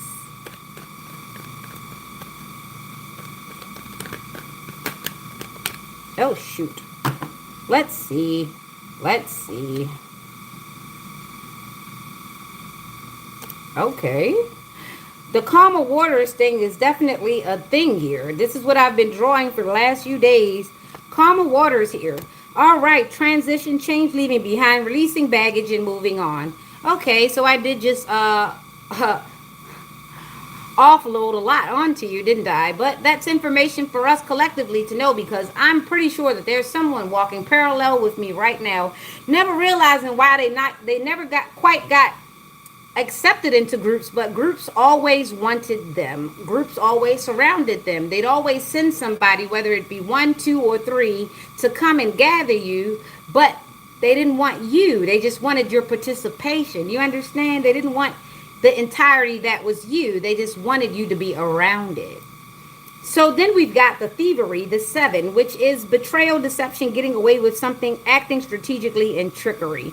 See, I think the reason why the cards called me out was because this is the divination in which they were using to get me caught up. This is how they were spiritually spying on me. This is how they were calling things into my life, because they were using tarot and they were using practitioners. They were using divinity all this time, and I had not once touched it until last year.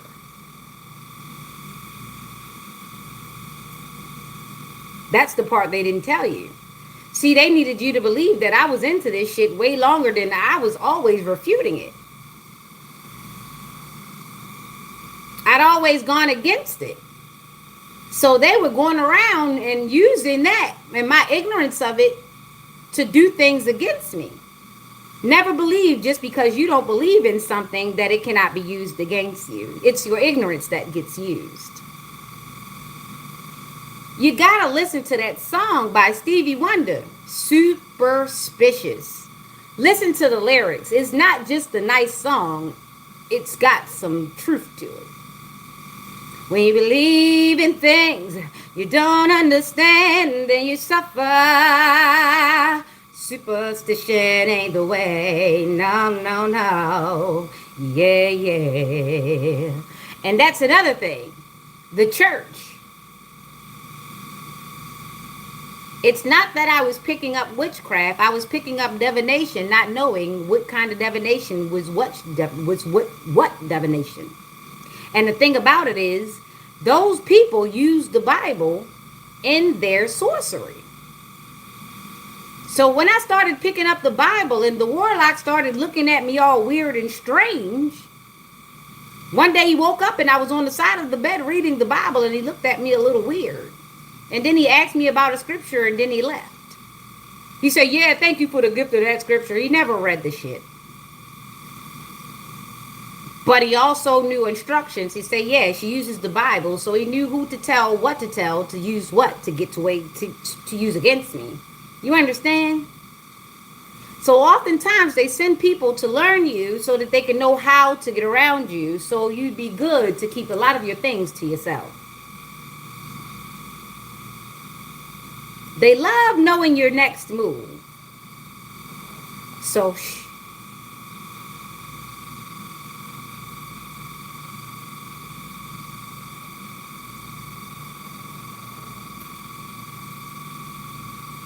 So betrayal, deception, getting away with something, action strategically. I can't believe that right now somebody on the other side of the screen is trying to throw a hex, trying to throw a curse, trying to do something but God.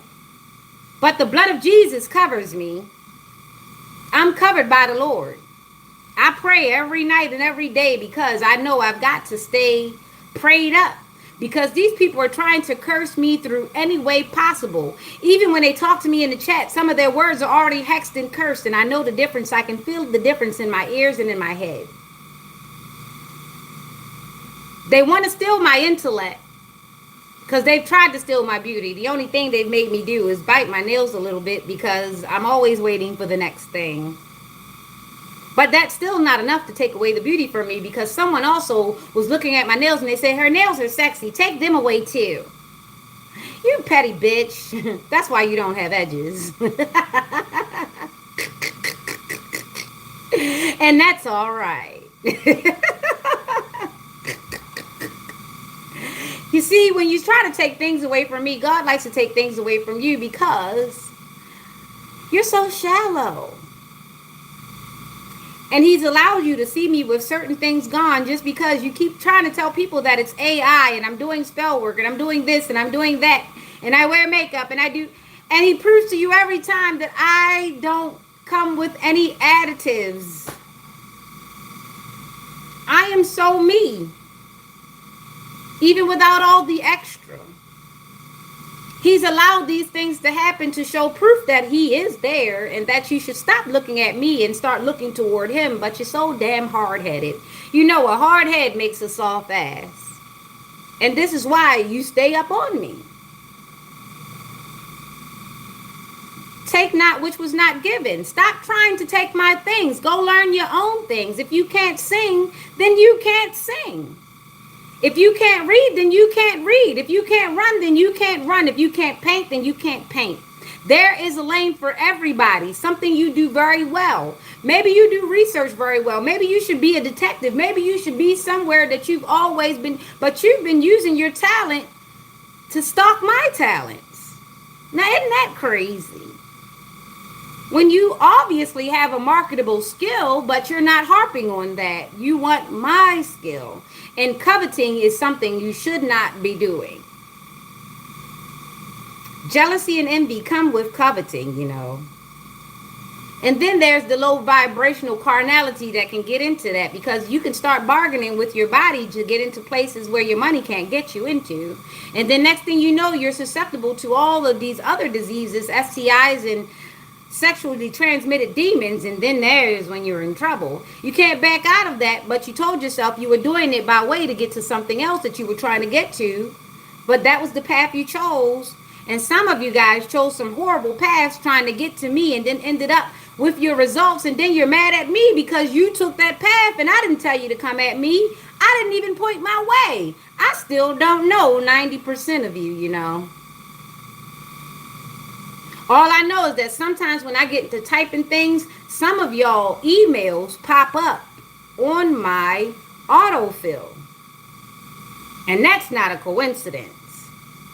That means somebody's tried to hook you directly to me, because why do I have all of these emails that I've never used, that I've never typed, coming up in my autofill?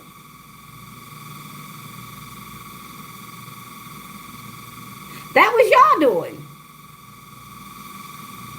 See how y'all jumped the fence? Y'all did that. Y'all did that. Damn, demon time. 6-7. I guess we're starting in Cancer, huh? 69 God, you a 69 God. Run, run, run, run, run for your life. Run, run, run, run, run for your life. Shout out to Kendrick, my fellow Homo sapien Gemini. Yeah. Us Geminis been on one this year, haven't we? Last year, the last few years has been the Virgos, but the Geminis is on it. Uh-huh. Even Uncle Donnie. I know, as much as you be mad with Trump, you got to understand he has a part to play too. Everybody getting used this year. So, we got double Aquarius out here, okay, with this 67. Transition, change, leave behind, releasing baggage, move on, betrayal, deception, getting away with something, acting strategically, and trickery. This is the Cancer reading. Hello, this is the Cancer reading. And the last one is the Page of Swords, new ideas, curiosity, thirst for knowledge. Somebody's nosy as shit. New ways of communicating, restless mental energy. So somebody's draining themselves, trying to keep up with, does anybody know, does anybody see that it was me stealing every damn thing? Yeah, you the last one to know. The last one to know they're caught is usually the one that's caught. So that is a 13, which is a death and transformation. I mean, kudos if you're on your way out of this realm. I guess there was a good run, I guess. My condolences if someone did pass away. I mean, that's all I got. That's it. All right. So Yeah, so maybe somebody is transitioning because of their betrayal. Now it's a thirst for knowledge. So somebody's learning, somebody's trying to be on this page, trying to learn what they could do, trying to learn some new strategy, trying to learn a new direction, which way to go, because they still are hard up about trying to get this thing done. However, they're running out of energy. They're running out of mental energy. They keep trying to finagle this thing and find a new angle because they've already stolen something. We just don't know what, or they're still trying to steal something. Either way, they're burning themselves out, trying to keep up this front, and it's starting to show on the outside. So they need to move on to calmer waters because they've stolen all that they can. I don't believe I'm the first or last victim. It's just that they'll never have another victim if they don't get up out of here now. Okay? So yeah, somebody may be on the run because they've definitely gotten away with something, stolen something, been a part of something, and they're acting very strategically. And now there's a curiosity for knowledge. They're trying to see what anybody knows, if anybody knows anything beyond here. Okay, so they come here for knowledge, and then they look around, and then they ask some questions because they want to know if the other shoe has dropped yet. Well, everything in due time, okay? Everything in due time. So that is Cancer, double Aquarius, okay? Cancer, double on the Aquarius, double on the trickery, double on the thinking outside the box, double on the trying to skirt around things, okay? All right, and that was the Cancer reading. 6 and 7 come up to 13, which is 4. Somebody's foundation is almost like a gypsy. They've got to keep it moving or they're going to get to proving, okay? All right. So now we've got Leo here. How you doing, Leo? Good morning. 9 of Cups. We've got the 8 of Pentacles, and we've got the King of Cups. That is Pisces, Virgo, and Pisces, Aquarius, okay? Double on the Pisces, very intuitively, very quiet. Still waters run deep. So they're very normal on the surface, but you don't know what's going on beneath, okay? Wish come true, contentment, satisfaction, emotional stability, luxury, gratitude, diligence, passion, high standards, apprenticeship, mastery, skill development, repetitive tasks, emotionally balanced, compassion, diplomatic control, balanced, supportive leader, tolerance, and empathetic.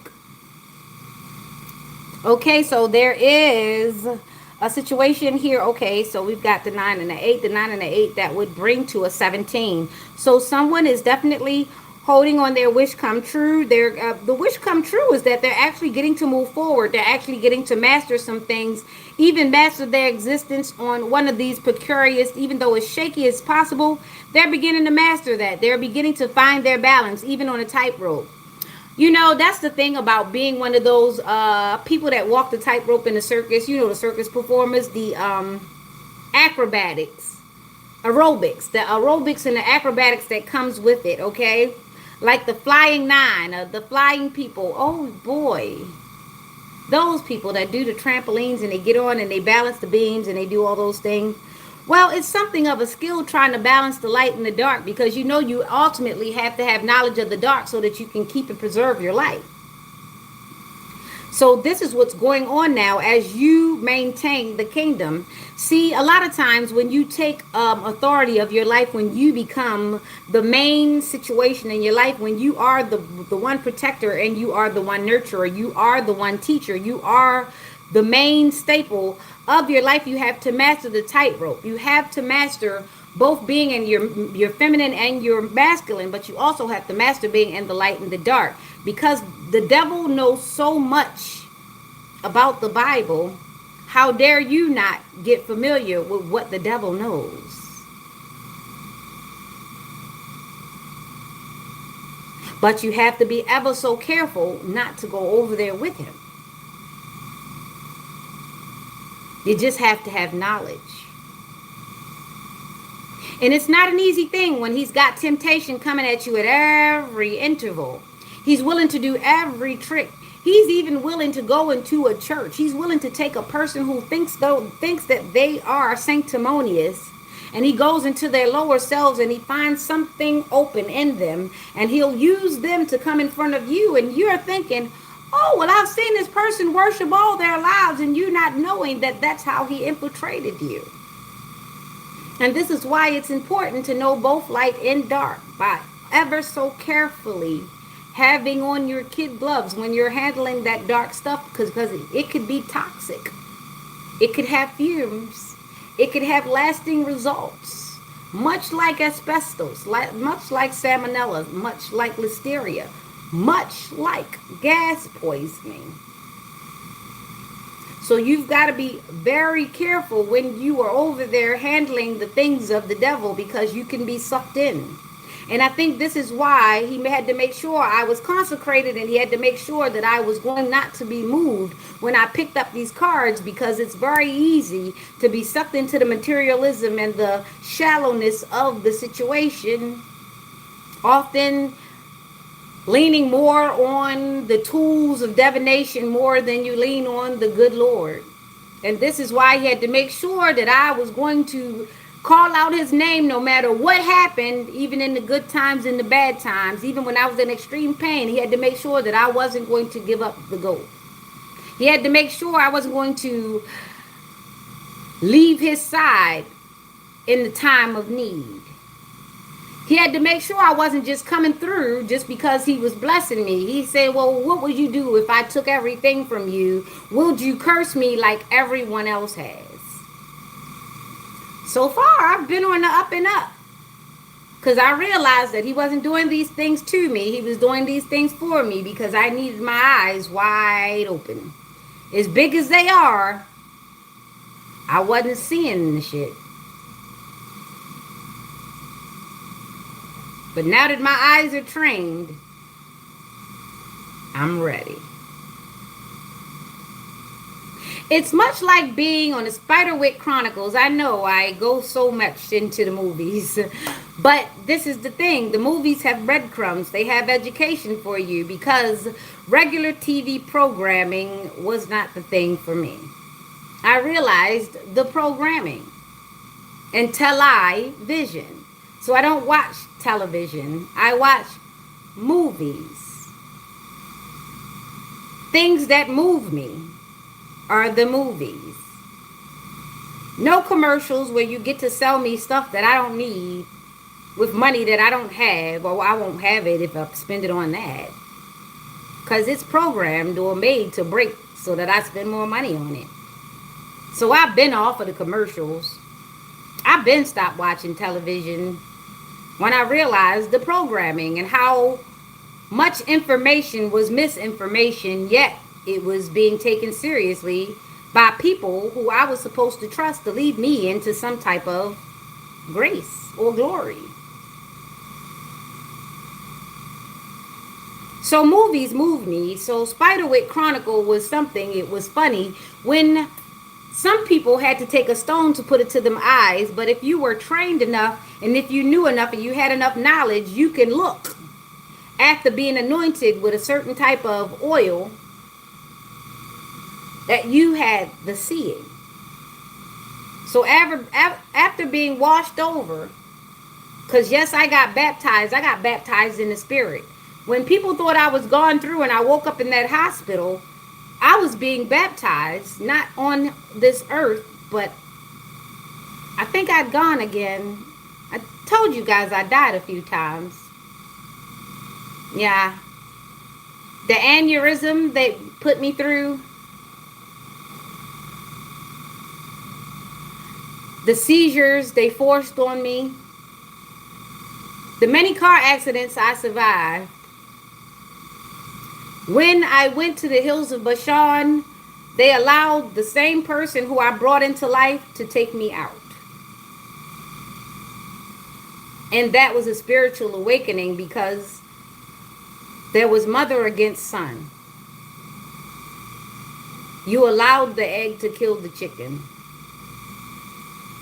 And God said, you go back on down there and deal with it. This is your last eye opener. Now you go deal with it. I'm taking the gloves off of you. Now it's time. So waking up to being called Lilith was my first clue to get on my good foot. Because if you read Lilith, and then you read about Queen Vashti and all that, and you go into the language and you start researching, because I hit the books. Soon as I got up, I said, I got to know what I'm going against, because it's definitely going against me. They had already cloned my phone. They had already did a bunch of things to me. I woke up in this receiving room. It was weird. And you saw people going through awakenings. And I was just praying, and I was praying, and I was praying. And the more I prayed, the exit door was right there across from me, but I hadn't prayed enough yet to get out of that room. So I prayed and I prayed and I prayed, and eventually I saw the exit sign. And at first I thought they was playing with me. I was like, why would the exit sign be so close to a place where people want to get out of so bad? And then I realized that they couldn't see that damn door. And that wasn't by mistake. It was spiritual. So I'd gone through. And that's when I had to talk. And he told me, look, you got to read this. You got to do this. You got to do that. You got to do this. I'm taking the gloves off of you. Now it's time for you to do the work yourself. I've been holding you all this time. Now I'm going to let you down and let you take a few steps yourself. I'm going to let you get your knees and things. It was like I was rebirthed as a doe. You know how shaky it can be as a deer when they're first born. And they can't quite stand up. And their legs are all wobbly because I had to get on the good foot. And it looked a little awkward at first, but then I began to get my gait. And then I became a little graceful. And then it was like, oh, this is good. So this is what I was fitting into the whole time with the little shimmy. And then it reminded me of all the people from the boule who were trying to get to me, and the way that they saw me moving so fluidly through life. Now I was starting to see myself just like they saw me. And then now I began to get a little nervous, because I'm like, now I see what they're coveting. And now I know enough to protect it. And for a while there, before I got really good at it, I had to really look, because I still hadn't known everything that was coming at me. I still wasn't sure of the people next door, because they were very good at hiding it at first. But then they became nutso on me, and it became blatant that they were trying to get pictures and recordings and evidence. And then my mail started being missing, like really blatantly. Like they no longer hid the fact that they were trying to get to me, and they wanted the fact that they were no longer hiding it to bring me down too. But that wasn't the case, because God had already taken the gloves off of me. He said, get down and fight. It was like I was riding piggyback the whole time. I was riding on my daddy's back the whole time, and he was showing me all of the things. And then eventually he said, you know, you got to get down, right? You're a little too heavy. Get down. So now that I'm down and I'm on my own feet and I'm walking and I'm gliding through, and now I'm starting to realize that the enemy is on me. And it's like a beautiful, graceful gazelle realizing that there is something wanting to eat it. And I'm mid-step and I'm like, that's a tummy growling. I'm good food. Oh shit. So then I'm like, okay, this doesn't suit me. I don't like this suit. It's time for me to become the lion. And that's when they were like, hold up. Who told her that she had permission to change who she was? Who told her to change her walk? Who told her that she had an option on whether or not she was predator or prey? And that's when they were like, hold up. What you talk about, Willis? You told us that she was going to never fight back. You told us she was bounded. You told us she was handcuffed. You told us that she was never going to be aware or come online. You told us that we had free range. We had free go at it. We were not going to be or receive any resistance at all. But now they find themselves faced with a brick wall. That's because you were listening to something that was here on this earth. You never consulted with my dad, because my dad wouldn't have told you anything anyway, because it's not your walk. And see, when somebody messes with you like that, they don't sell off your secrets. They don't sell you out. And that's why dad is my dad. because he knew that there was no loyalty here on this earth for me, because everybody had already been removed from me once, twice, and three times. And I also had to be okay with that. But he also did say that he was sending in people to be of assistance and of help, and to never take my sovereignty for granted. Even if I found myself in trusted company, there could only be a moment in which something could change, so I needed to not ever take that for granted. Even amongst trusted people, even amongst sacred souls, I shall still remain sovereign. Just as my daddy did. Not the one that was of this earth, but of my heavenly Father. Because he was his dad too.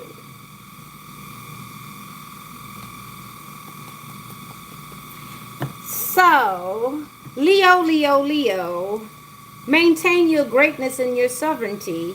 Remember, even your advisor could at once become your downfall.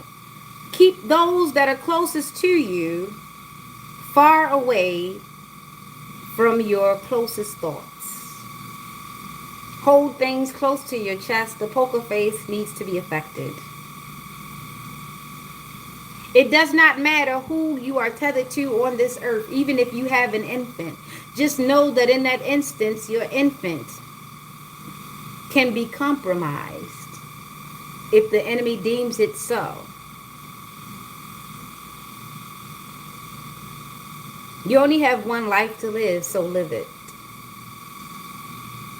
So, Sacred One, Sacred Souls Collective, this is the Leo reading with Pisces, double on the Pisces energy, which means there's a lot of brain, there's a lot of mental energy going into this. There's a lot of consciousness that has to happen. There's a lot of awakening that has to happen. There's a lot of things that need to be looked around and reconsidered. But definitely never take your sovereignty and your mastering of yourself, your mastering of your life, your mastering of your environment.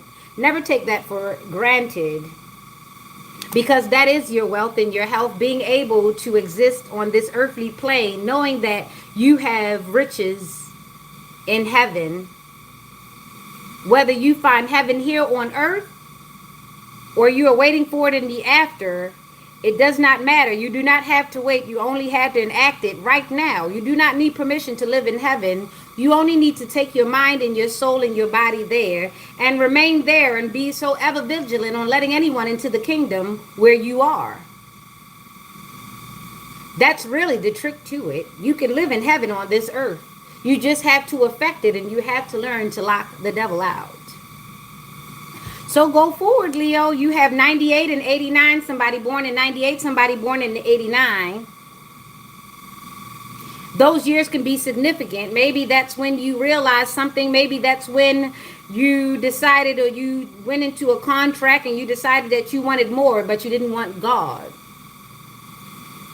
So a lot of us, in our pursuance of being better, in our pursuance of being happy and upper echelon, we signed on to different institutions, and we went into the institution not realizing that we were supposed to keep a bit of ourselves. A lot of us lost ourselves when we got accepted into these groups, sororities, fraternities, the army, these jobs, these government jobs, the post office.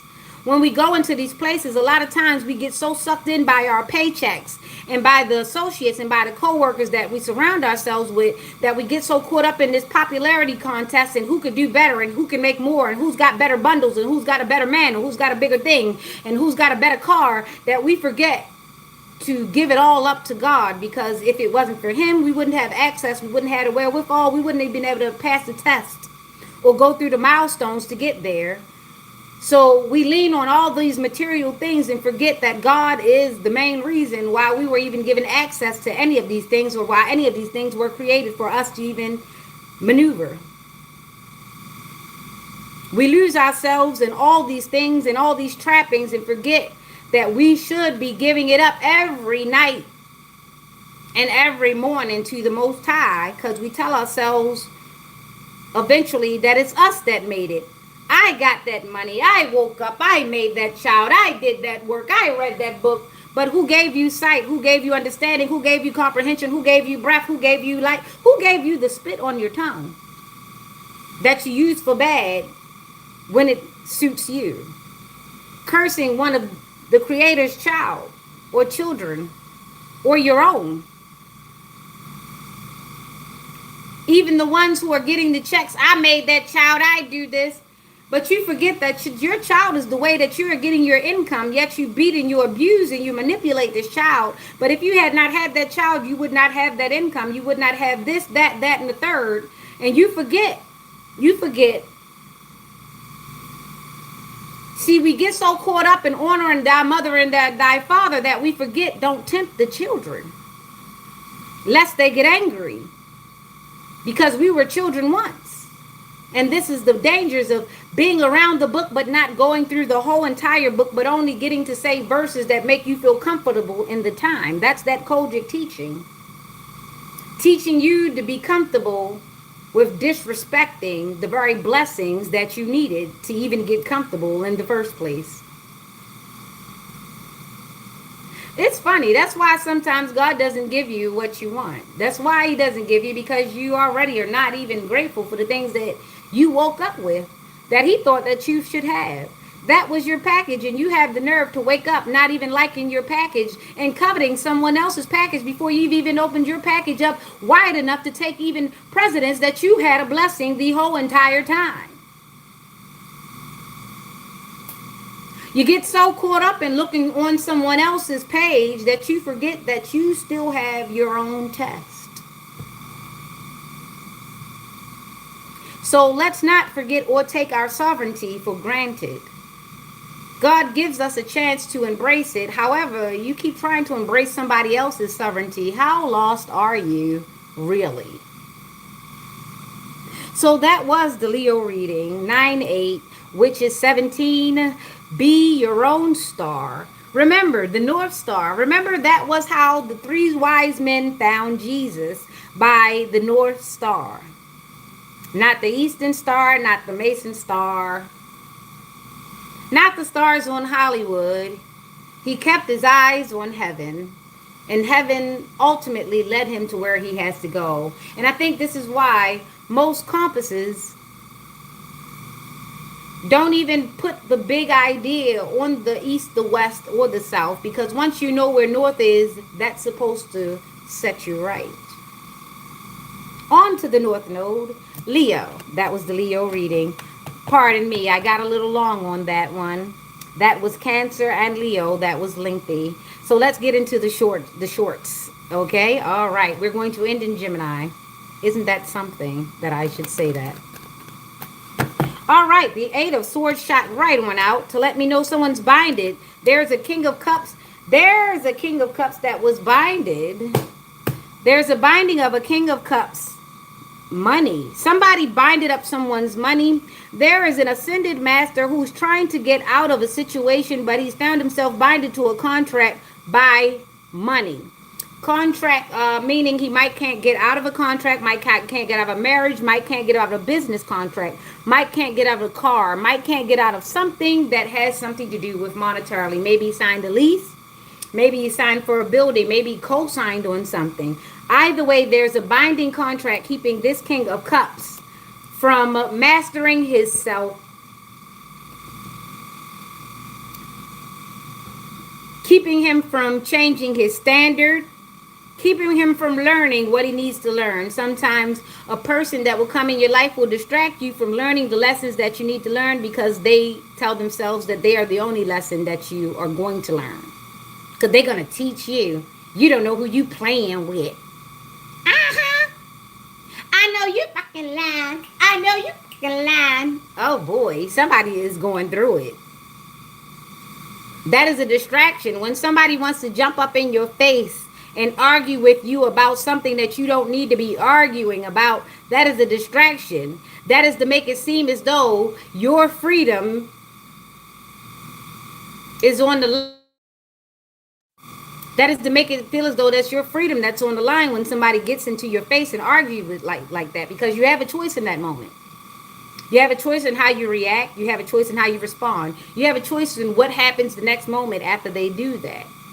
And this is what people will do. The freer they see you becoming, the more they put the pressure on you. And the pressure is to either get you in trouble or get you into a certain space, a certain emotional space, so that they can draw on you, control you, or manipulate you. So you have to be careful of temperance. And this is what I've been preaching for the last few weeks.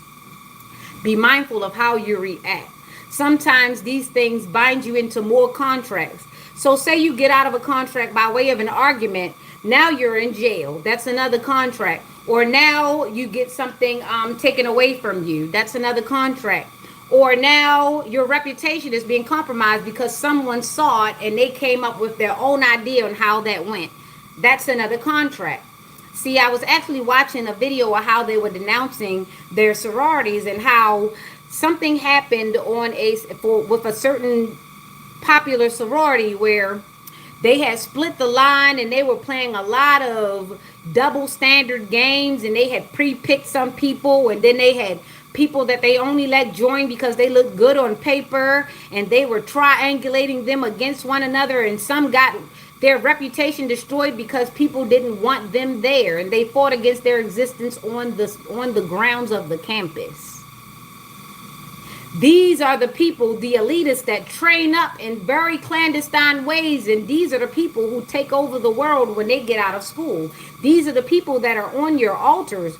These are the people who are your supervisors, your big businesses. This is why a lot of times when you go into the job description, they say you need to have a bachelor degree of this and this and that. And it's not because of the education that comes from the bachelor degree. It's because of the dynamics, the social dynamics these people have been exposed to that make them mean and nasty men and women and elitists. And they come out with plans on stepping on people and stepping on people's necks because they've had people paddle them and beat them and attack them and wage war against them to get them into certain societies. And now they feel as though they have to enact the same thing on you for you to get a freaking dollar promotion. Now they're taking you through all this hazing at your job because they went through hell to get a piece of paper. And now they feel like they got to take you through hell to get a few more dollars or a few more cents. And this is what I've come to expose.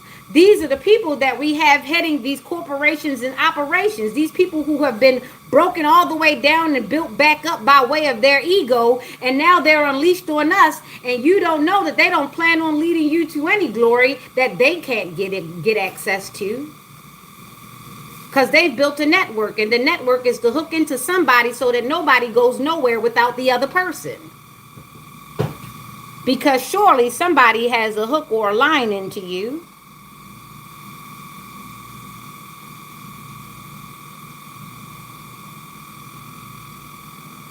So somebody has binded themselves by corporation, operation, whatever they have. It has something to do with their money. Some men, once they get into a certain lifestyle, they get to wearing them big old pinky rings and they get to wearing certain things. They would not like to lose the status that comes with it, the access that comes with it, the options that come with it, the women. Some of these men are ugly as shit, but once they get access to certain things, byways and highways, the women start looking their way. Not because they earned any of the attention, it's because they are deemed some of the creme de la creme because they went through the hazing and the phasing. And this is how a -2 becomes even a 6 on the Richter scale. And for some elites, some of the ugliest, no good, worst disposition in having people are out there working as though they are the upper echelon, and they're willing to walk up to you and say, well, why are you here? What are you doing? You have the nerve. You don't deserve that. The way I had to go through what I had to go through, how dare you operate like I operate? You ain't been through what I've been through. You can't wear those colors. How in the fuck do you own a color scheme? Just because you let somebody whip your ass to get into something. How is that? And they'll come up to you nastily too. Why you got that on? You can't wear that. This, that, and the third. How in the hell do you own a color scheme? My dear, when the rainbow was promised as a covenant from the beginning.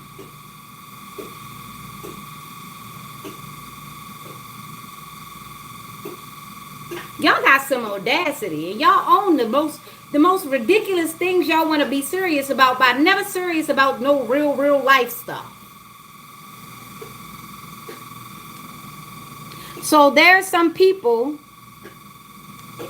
Remember, I said there's no gender in tarot. So there are some people that got up on a high throne, got their chip up on their shoulder because they were able to join one corporation, one thing or next, one clique, one elitist crew, one secret society or two, and they decided that they were the bee's knees. They were the creme de la creme.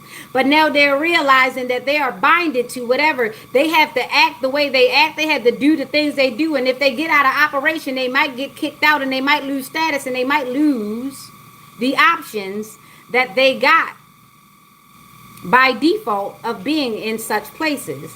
We have 88. Somebody needs to look up the numbers 88, spiritual numbers, but 88 is the, somebody went to a school numbered 88. Lyndhurst was 88.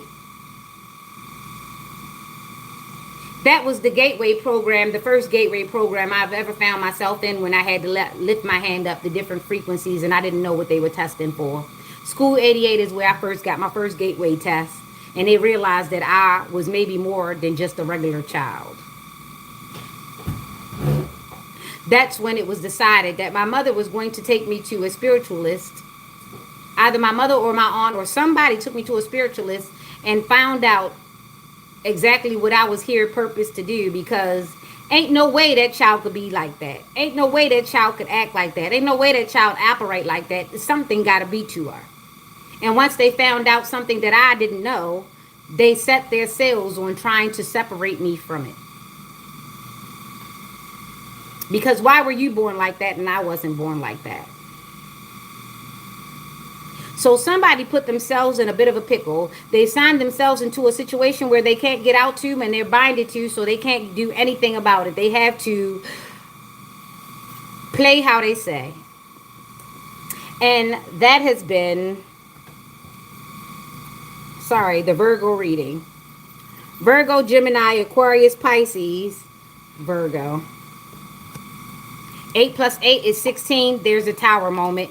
Someone is definitely awakening to what's happening. Whether it's making them descend or not, this is a tower moment, because this is going to take some adjustment. What you need, babe? This? Okay, I got you. Pardon me while I do everything at the same time.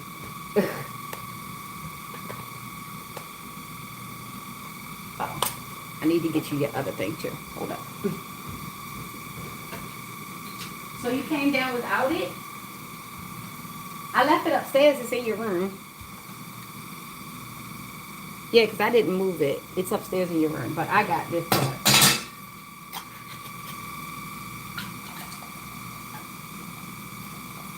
I need to add some water.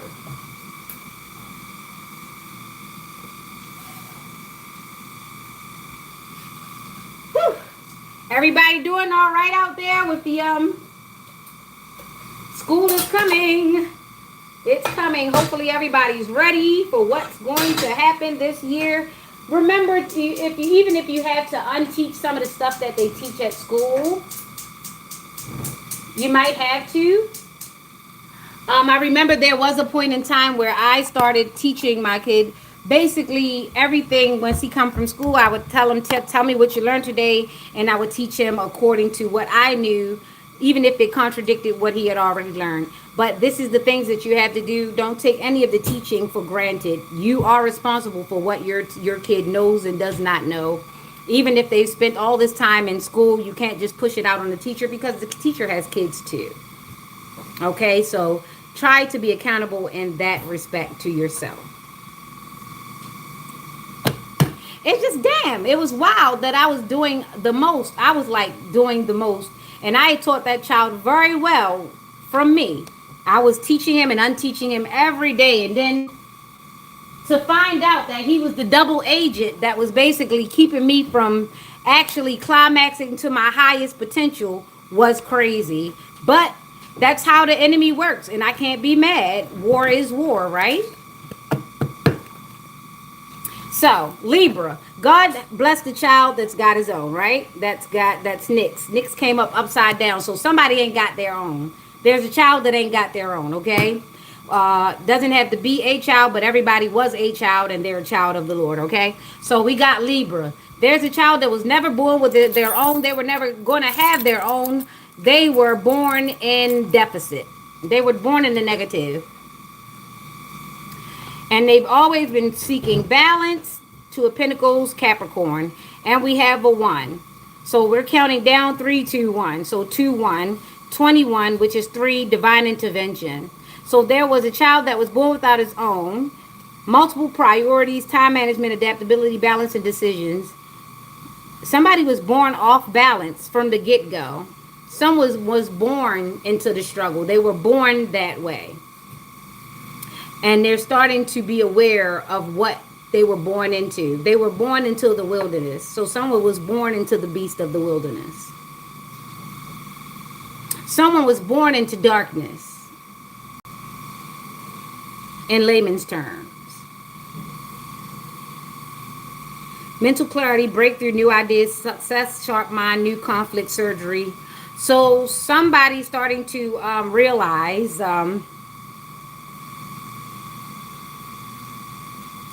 yeah, their place in this world is exactly where they are, in the lurch. They were born in the lurch, into the lurch they would stay.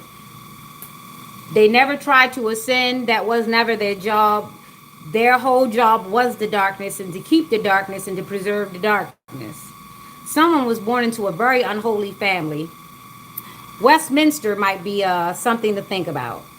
It's a little dark out there too. Out there in, I think that's Carroll County. Something wicked this way comes. There's something dark in them there hills. Okay, so that's the Libra. I want to get out of this energy. It's a bit dark. It's a bit musty. It's a bit heavy too. I could feel it like right about here. Yeah, that's nothing to play with. It's a very heavy, it's a very heavy, dark ball. It's like a dark ball of energy. It's like kinetic energy, like a dark wizard just sitting there storing up all these bad thoughts, all these bad things. It's somebody just sitting there harnessing bad ideas. I feel it. It's starting to make me feel uncomfortable. It's a 3, divine intervention. We can't do nothing about it. Keep your hands off of it, okay?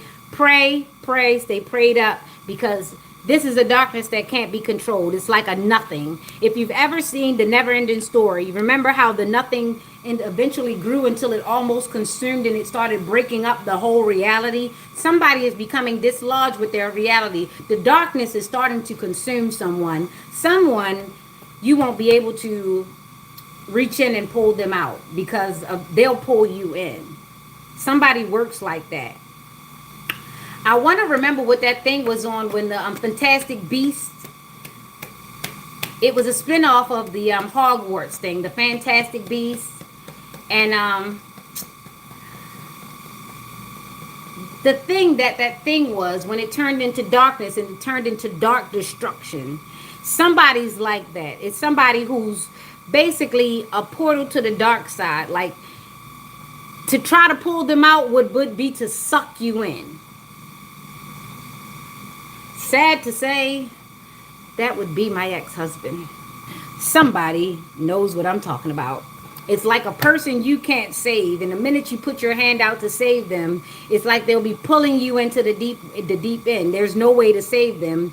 There's only a way to submerge you. So you can't afford to put your hand out. You've got to watch them sink. And the best of us don't watch them sink. We walk away. That was the Libra reading, by the way. And that was 1 and 2, which was 3, divine intervention. Divine intervention would be the only thing to make you wake up and realize there are some people that you just simply cannot save. There are some people who you would go hard for and try to get them off of drugs, and that very same person who you tried to get off of drugs would plant them in something that you ingested and try to get you addicted, as opposed to them get off the drugs. They would rather pour you into addiction than you pull them out. So be careful who you try to save. All right, so let's get on over. Pills and potions, they're overdosing. So angry because they couldn't get you. All right, so let's get on with it. All right, Scorpio, let's get on with it. The Ten of Swords come straight on out. And now we've got the King of Swords. Okay, so we're cutting everybody off and becoming the star. So painful endings, deep wounds, betrayal, loss, crisis, failure, collapse, defeat. Yep.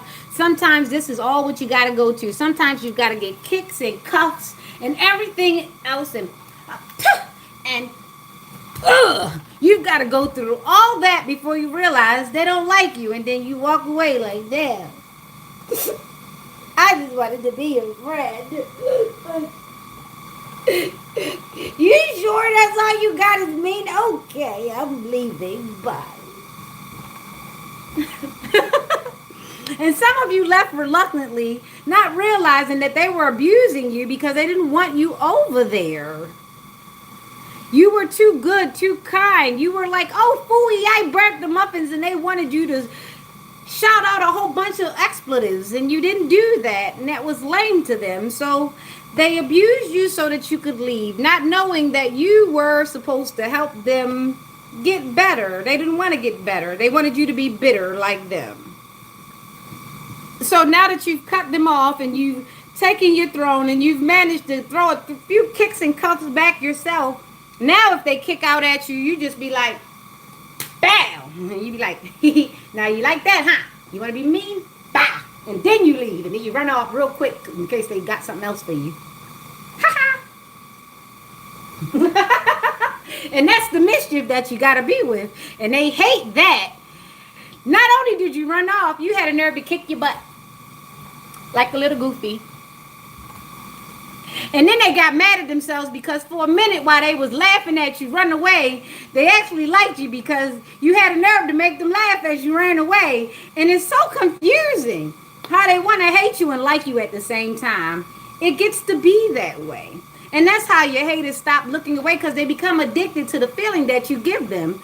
Now they're inspired by the hate that they have. Some people would have never been great unless you came around and pissed them off. So, kudos to you. Isn't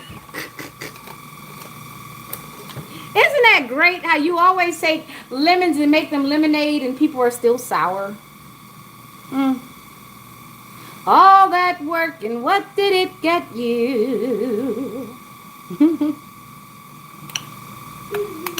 Surely not my smile. Then you look over there and say, what's eating Gilbert grape? I think that was Leonardo DiCaprio's best part yet. Like, you didn't know he was normal. You really didn't know he was normal after that. I'm almost done, baby. It's almost done.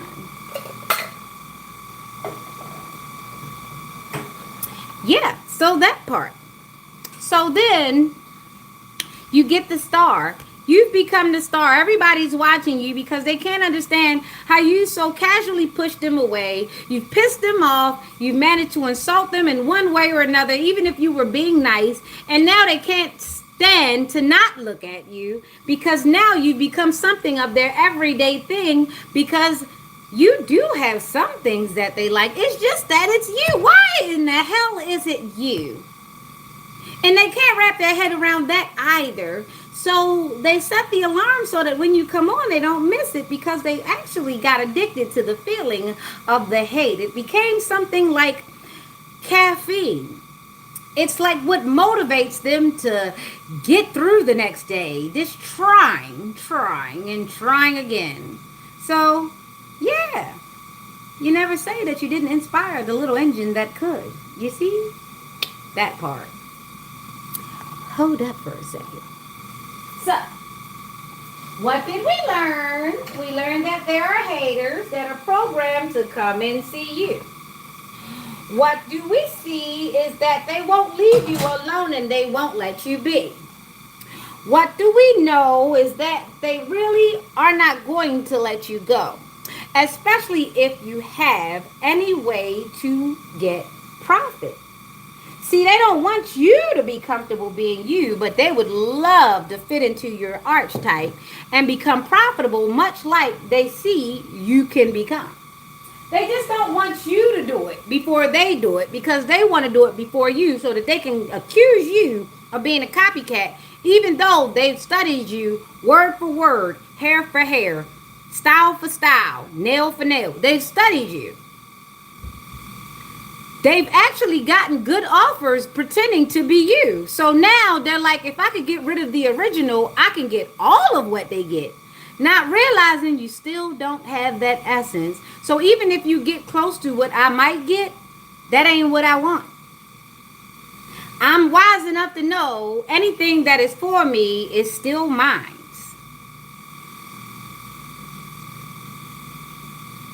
Anything that is mine, that's truly mine, ain't missing. And that's what you get wise enough to know. If you want to know it. Okay?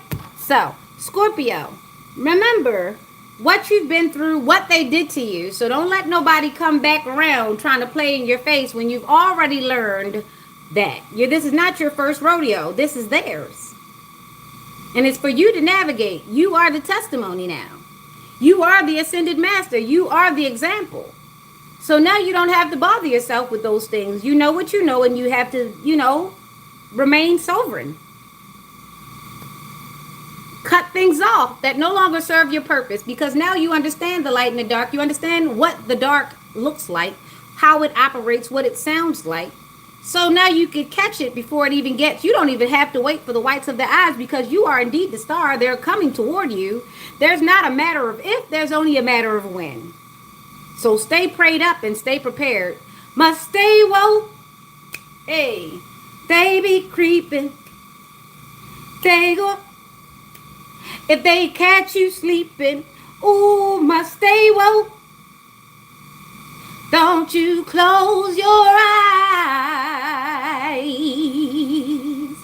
Dun, dun, dun, dun, dun, dun, dun. Shout out to Redbone. Shout out to Redbone. That was a great artist, and a lot of people, they was trying to figure out what he was talking about. Some knew what he was talking about. I knew that there was something big about those lyrics. And that's why we have a responsibility to the lyrics and the songs that we listen to on repeat. You have no idea the ideation that might come from that, okay? Pay attention. So, in the Scorpio reading, we have double Gemini, which means as above, so below, and you are good at multitasking and operating in both duality. You're good with switching up them signals, right? Then you've got Taurus, so you're grounded. You will not be moved once you take a stance. And then you've got Aquarius, which means that you know how to mute those feelings, transmute them. Also, you know how to influence the room, I should say. Okay? So that's what you have now. You have the 10 and the 17, which is a 27, which is a 9 through prayer and divinity. Something's happening in September through prayer and divinity. September the 17th. Ooh, boy. Whatever that means. Okay, so yeah. You're definitely the star. Something is going to happen in September the 17th. And then Libra. Something about the 17th. So something between September and October. Something about September and October. Maybe there's a Virgo Libra cusp or Libra Virgo or something like that. I don't know, but this is the Scorpio reading. So somebody might have Scorpio in there. But I've got Gemini, Taurus, Aquarius. But for some reason, I don't know. But yeah, like I said, remember to keep your star protected. Remember what you've been through. Remember the hurt. Remember the betrayal. Remember the loss. Remember the walk you've already walked. Remember the journey you've already taken, because there's still the other half to go, okay? So stay ready so you won't have to get ready, because they be creeping. Must stay woke. Redbone, yeah. Great artist, great artist. I like that song. Don't you close your eyes. Okay, Sagittarius, what's up? What it is, what it do, what it is do. All right. So we've got the ten of wands, not swords, wands. Heavy burden here. Ace of swords, mental clarity, and 2 trying to balance it out. We've got 10, 1, 2. 10, 1, 2. 21, 10. This is the Sagittarius reading. Someone's birthday is the 24th or the 12th. Someone's birthday is the 10th or the 21st. Oh, shit. 1021. All right, Sagittarius, heavy burdens. Ace of swords, 2 of pentacles. Burden, extra responsibility, hard work, completion. Mental clarity, breakthroughs, new ideas, success, sharp mind, conflict, and surgery. What you need? Oh, yeah. Conflict and surgery. Mental clarity. Oh, yeah. Then it got multiple personalities. Somebody's got multiple personalities. This is what I got. But this, I said multiple personalities, but I meant to say multiple priorities. So somebody must have a personality disorder or symptoms of some type of personality disorder. Yeah, somebody comes under pressure and their other people start talking. Somebody's got some attachments there by way of maybe some mommy daddy wounds, some abandonment wounds, some postpartum never really cleared up. Somebody's gone through the ringer and all of those attachments still remain, but they've been operating it comfortably with all these attachments. So it is actually all them over there. It's not just that one person. Like you might see a man or you might see a woman, but it's actually them, because when they come, all of their personalities come with them, and you never know what you're going to get depending on what you're talking to them. It's like a box of chocolate. You never know what you're going to get. Maybe this person is of chocolate complexion, because I just thought of Forrest Gump for some reason, but the box of chocolate just stood out. So you never know what you're going to get. This person is a box of chocolate. You never know. You're going to get some nougat. You're going to get what, the cherries jubilee. Maybe you're going to get some crunch, some what? A Heath bars type of situation, or you might just get caramel, or you might just get fudge, or you might just get that nasty one that's filled. You know, we always get that nasty one, the one we don't like, that's filled with some awful, awful confection that tastes very opposite of the chocolate that's in. Shout out to Lyndhurst Chocolates. I'm ignorant that way. Anyway, so Sagittarius reading. This is Sagittarius. There is a heavy burden. Okay, and there's mental clarity as to what's going on with the multiple priorities and the multiple personalities. Everybody's starting to be aware that this person is very unhinged and they've been operating this way for a long time. It's just now that they're starting to see it. Before, they were ignoring it because they benefited from this person being off the hook. They benefited from this person's multiple personalities. They benefited from this person not being so balanced. But now it's becoming unbeneficial because this person is coming out of a bag and they're doing a lot of weird things and they're bringing everybody else with them. Well, you let me get away with it. Well, you helped me. Well, you signed in. Well, you do this because, hey, sometimes being associated to a straight up demon isn't for your greater good.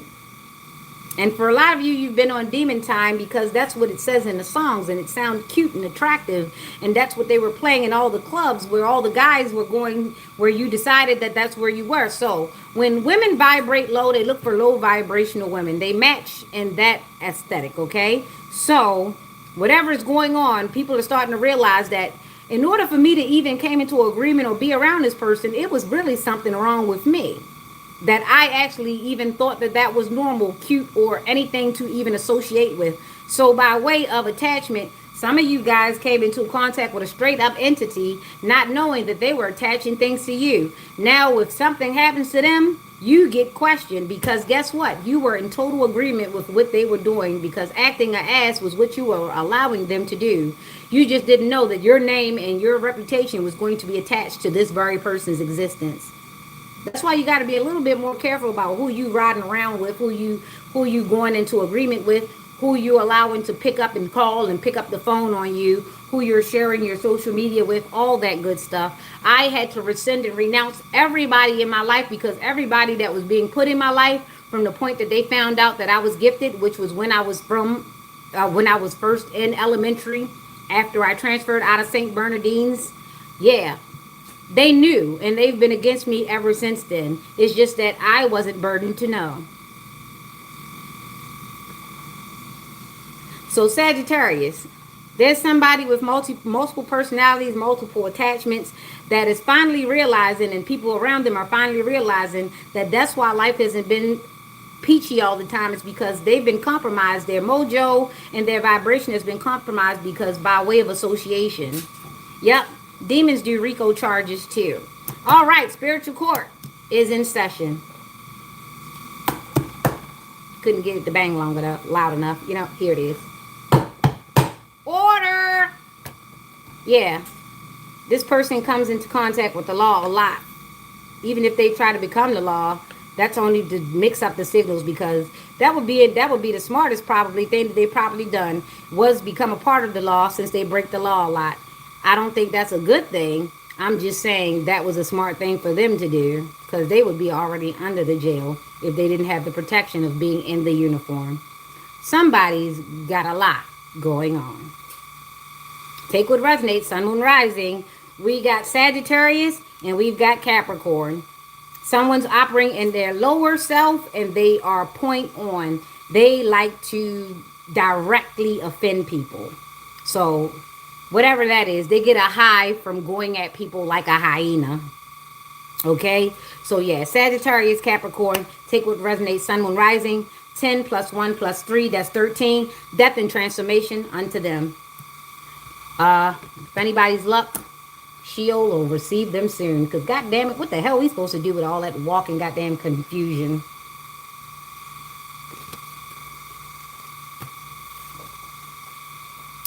That is not a walking trophy. Or is it a walking trophy? I remember that was the dance hall song for a while. She a walking trophy. My gal, she a walking trophy. So when she stopped walking, what the fuck is she then? Sorry, I had to ask it just like that. Okay, so now we've got Capricorn, and the Tower comes out, the King of Cups comes out, and the Knight of Pentacles comes out. So we got a Tower moment for these two identifier. So there's a hierarchy here. There's a man, there's a knight. There's a mature gentleman and there's a not so mature gentleman, and both of them are going through Tower moments right now. Cold, bad advice. The older guy gave the younger guy cold, bad advice, emotional manipulation, moodiness, self-compassion, and inner feelings. And it helped that the younger guy already didn't have self-discipline, so he learned under this immature older guy. And then they get bored because they're waiting for their next thing, because they got a thrill off of listening to the bad advice of this older guy, because they're all on demon time. Now they're feeling stuck and they're trying to perfect whatever order that this guy is basically told them to do, because they've got to win, because they want the validation and they want the approval from this older guy, not even realizing that this older guy is a loser himself. He works for the dark side. So without work, without reward. So somebody's doing a lot of work and they ain't getting nothing out of it. They're not getting at least what they think they're getting out of it. Where the older mature guy is at least getting 50% out of it. This child is only getting 4%. So there's a young man who has definitely led himself astray, because he told himself that he was under the correct leadership, but this leadership hasn't even led themselves to freedom, to the great Exodus, to the great Zion. They haven't led themselves out of anything. So there's a Tower moment for them both. It's going to go in succession. We don't know if it's going to go from up to down, or up or down to up, if it's going to descend or ascend. Now, the knight might fail before the king, or the king might fall before the knight, but either way, somebody's falling. There's a Tower. Okay, and that's the only number that's out here is the Tower, and that's a 16, and it turns into a 7, which is a quick complete cycle. This is the King of Cups upside down, and this is the Knight of Pentacles upside down. The Knight of Pentacles was there doing most of the legwork, and this was the person making a lot of the orders and giving the money, cashing the checks. So there's a Tower moment for both of them, because both of them have been running a horrible operation. Operation down, operation gone zero. Alpha Foxtrot, pick his ass up. All right, all right, all right. That was Capricorn, by the way. Okay, so now we're over here in Aquarius, and we've got this 7 with the Taurus, and we've got this 21 with the Saturn, and we've got the Page of Cups. I don't know, Saturn or Jupiter, which one is this?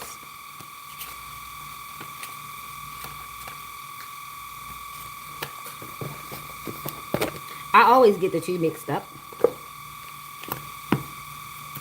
So let me go and look. Oh yeah, that's Saturn, definitely. Okay, so the world is in Saturn. That's completion right there. And then the Page of Cups. So we've got 721. 721, somebody's birthday, 721. There's a Cancer that's 721 or 712 or 73. Maybe they're born July the 3rd. We don't know. So we've got long-term view, hard work, perseverance, diligence. Somebody has been playing the long game. They've been doing the thing. They've been keeping their head down and keeping themselves at work, because eventually they're going to get to a reward.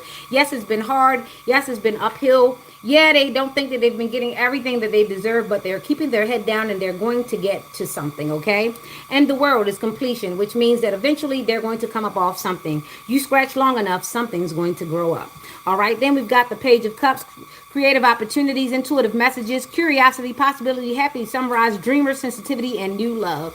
That means that as the world turns, they stepped into the part of the wheel that starts to work for them. Yes, they had to keep themselves committed to toiling and labor, because this is how God wants you to train yourself up, so that you do not move when things come about, and adversity does not remove you from his care, from his bosom, from his protection. And this is all he wants you to do, is complete cycles without trying to get to the other side, without being tempted by the other side. So he just wants you to learn how to navigate temptation without succumbing to those things. All right, and now that you're here, he's allowing you to see all the opportunities, and he's also allowing you to go forward and use your discernment. He's giving you things to test you.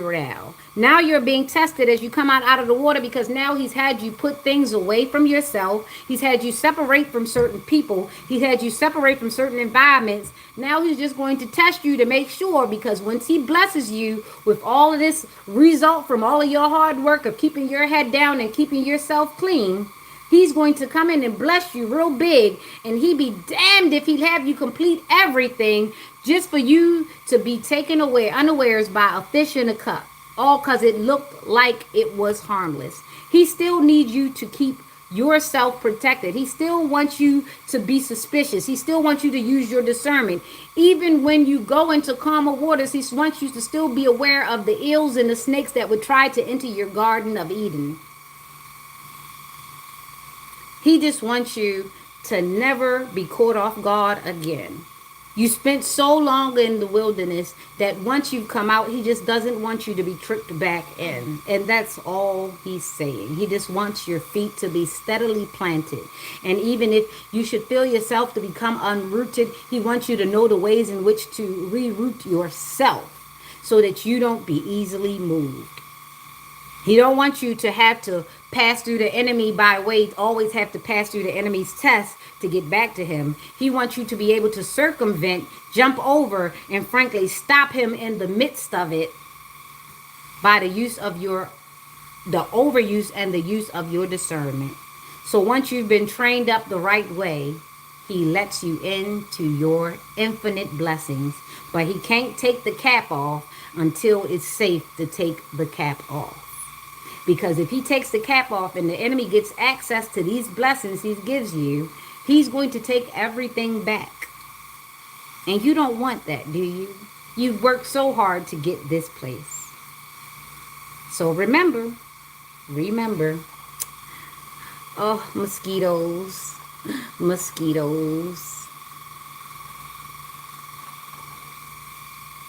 I like that button. Okay, so 721, that's 28. What is 28? That is 10, which is wish fulfillment. You finally made it toward your blessings. Come and get your blessings. Come and get your blessings. Come on, get your blessings. Come on, get your blessings. Hey, remember how Bernie Mac was in that Transformer movie when he was trying to sell Wiki that car? Come on, get your new car. Come on down to the new car salesman. Remember, he was doing the Lord's work and didn't even know. He didn't even know he was selling Bumblebee. Yeah, that was one of the Bumblebee stories. Yep. That's when Bernie Mac was a car salesman and he did, come on down.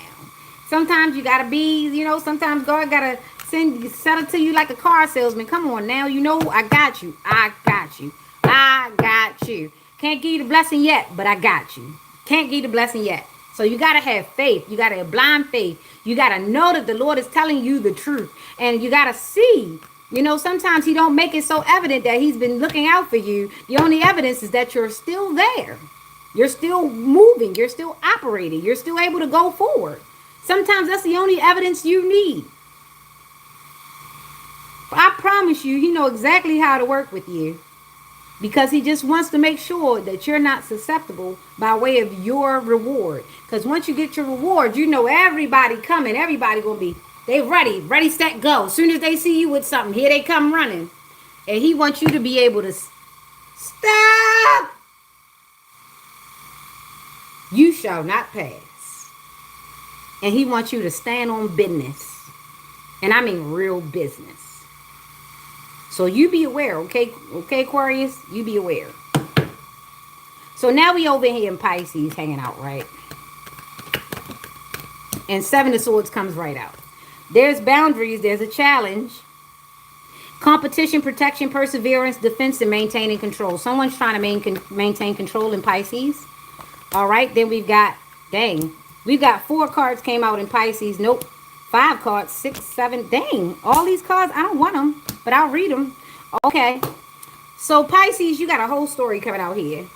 So one, you're trying to maintain control by competition and rivalry. So you've been setting a lot of small fires because this is how you control, because chaos is the way you control. You don't know how to work in peace. You rather control chaos because it keeps people off kilter, so they don't know exactly how you're manipulating them. So then there's a death and transformation that happens. Maybe there's a literal death, or somebody changes, somebody goes away, somebody falls away from a situation, the group. So you're losing a lot of control by that way. You don't have all the parts that you used to have playing the parts.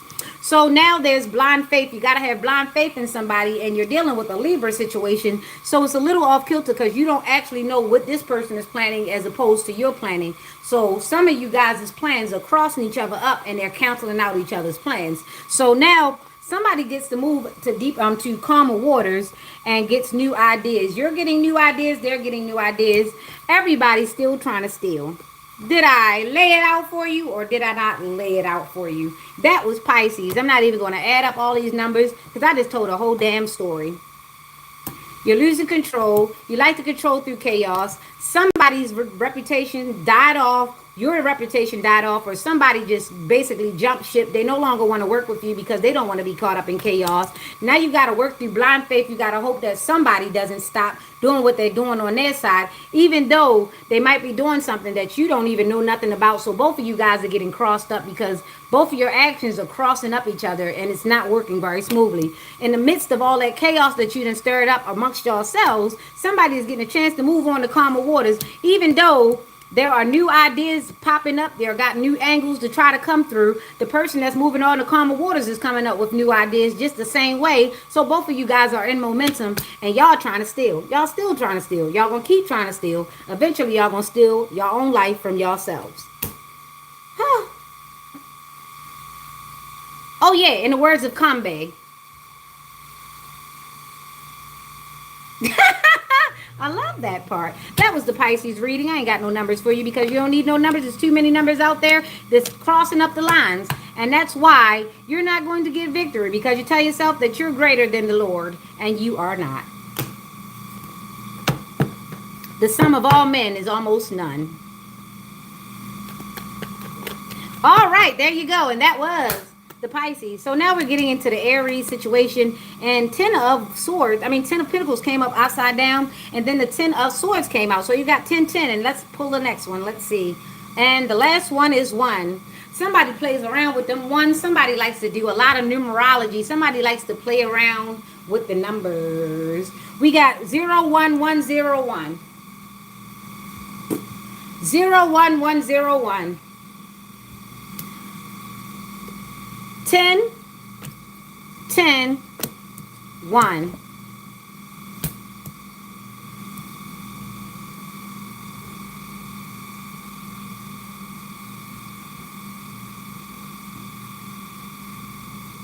Somebody's into necromancy and numerology at the same time. This is a person that you would see this is a person that you would see gambling. This is also somebody that likes to operate in the middle of the night. They don't come out in the daytime really.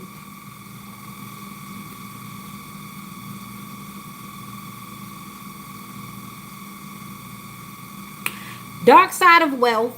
What did I say? Dark side of wealth. Financial failure or loss, fleeting success, lack of stability, lack of resources. Somebody keeps crapping out. Burden, extra responsibility, hard work, completion. Somebody's going to the casino, they're crapping out, and God knows who hangs around those tables. You never know what's ready to make a deal with you, what's ready to make a wager with you. What are you wagering with? So somebody likes the dark side. They stay on the dark side. They navigate the dark side. The dark side of wealth is the dark web. Prostitution, human trafficking, illicit sales, the opposite of a pharmacist, that sort of thing. So somebody is definitely out in them streets. They don't make any money. No money comes to them the traditional way. So they're on the dark side of wealth, okay? Stealing, they're willing to do everything it takes to make money but the right thing, okay? And it's become a heavy burden over time. I mean, that doesn't age well. I mean, yeah, sure, when you had good joints and body and your body can move and stuff, but as you get older, you've got to delegate that stuff to people, and then that becomes a person that can tell on you too. So somebody's getting a little heavy at the wayside, okay? That doesn't age well. If you've spent all your life being a thief, eventually you've got to pass the torch to somebody, or else you're not going to have somebody to steal from, and then you found out that you don't have a 401k or no retirement, so you've got to keep up these shenanigans all the rest of your days, even if you don't have much life left. Okay, so we've got the 10 of Pentacles in Virgo, we've got the 10 of Wands in Sagittarius, and we've got the Ace of Swords, which is mental clarity, breakthrough, new ideas, success, sharp mind, and new conflict and surgery. So somebody might have to go under the knife. Somebody might be actually going to the hospital. Somebody's health might be faltering as they've been doing this all their time. They've not been able to really get good health care. So maybe they are on government care or something like that. Either way, they've been operating so out of order that now they have to depend on the very things that they've made other people have to depend on. So now that they're seeing that they're not aging very well based on the deeds that they've played out on their life, and it's becoming very clear, the more their ailments, the more that they find themselves having to go to the doctor, having to repair themselves, having to take naps and get rest, and having to restore, the more they're realizing that this is getting heavy. Life is heavy when you start doing the heavy lifting yourself, or you have nobody else to do it for you. So they're coming up with new ideas. They're trying to figure out a way to live this life a little easier, but they've certainly made it hard by way of deed. See, all the things that they've done through life hasn't garnered extra support. It's garnered a lot of paranoia. A lot of people won't let them in again once they've left. So this is what's happening. This is what's going on. And so we've got a 21, which is 3, divine intervention. God is putting someone down so that somebody can get up, or some bodies can get up. Because ultimately, this person has been keeping people down in the pit so that they can live. And now it's not so much so. All right, so that was the Pisces. No, it's the Aries? No, that was the Aries. All right, so that's the leadership. Somebody led themselves into a grab bag. Okay, so that's Virgo, Sagittarius. 10 plus 10 is 20. Plus 1 is 21. All that together is 3. Divine intervention. Hey, God had to get in because, hey, this person thought they was going to run Boston on everybody. They were going to run it into the ground. They were going to do a Clive Davis. They were just going to get away with everything. All right. So we started off in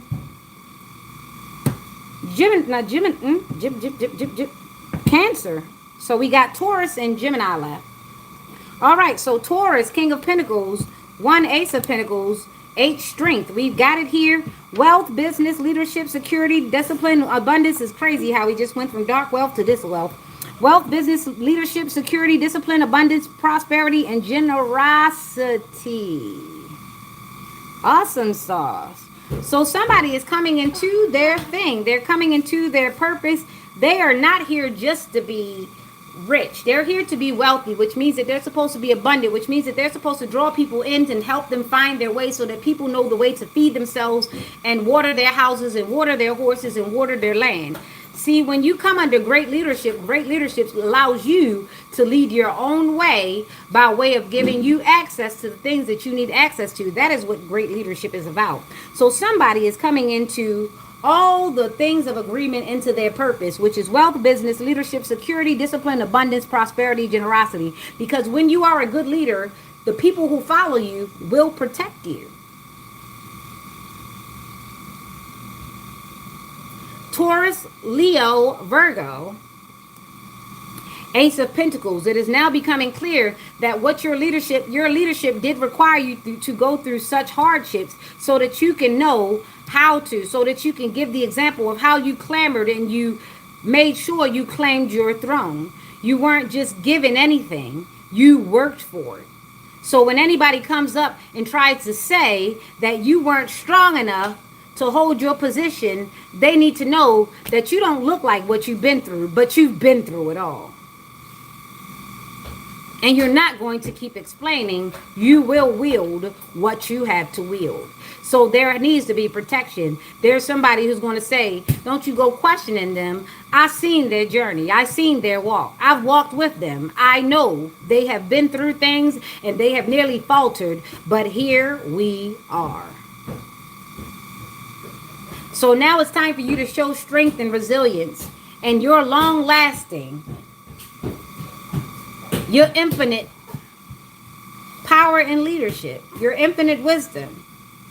And everybody knows enough to know that they will never know everything, but it's nothing to keep learning, and you have to. So keep going forward as the leader that you now find yourself being. And know that as you go forward and people see proof of how your leadership does bring abundance, they will follow you. And not only will they follow you, they will protect you. Because why else would they not want somebody who did use their knowledge to help them? Why wouldn't you protect that person? Why wouldn't you see their perseverance as your own preserving? So someone is coming to the reality of just so. So 1 and 8 is that divinity.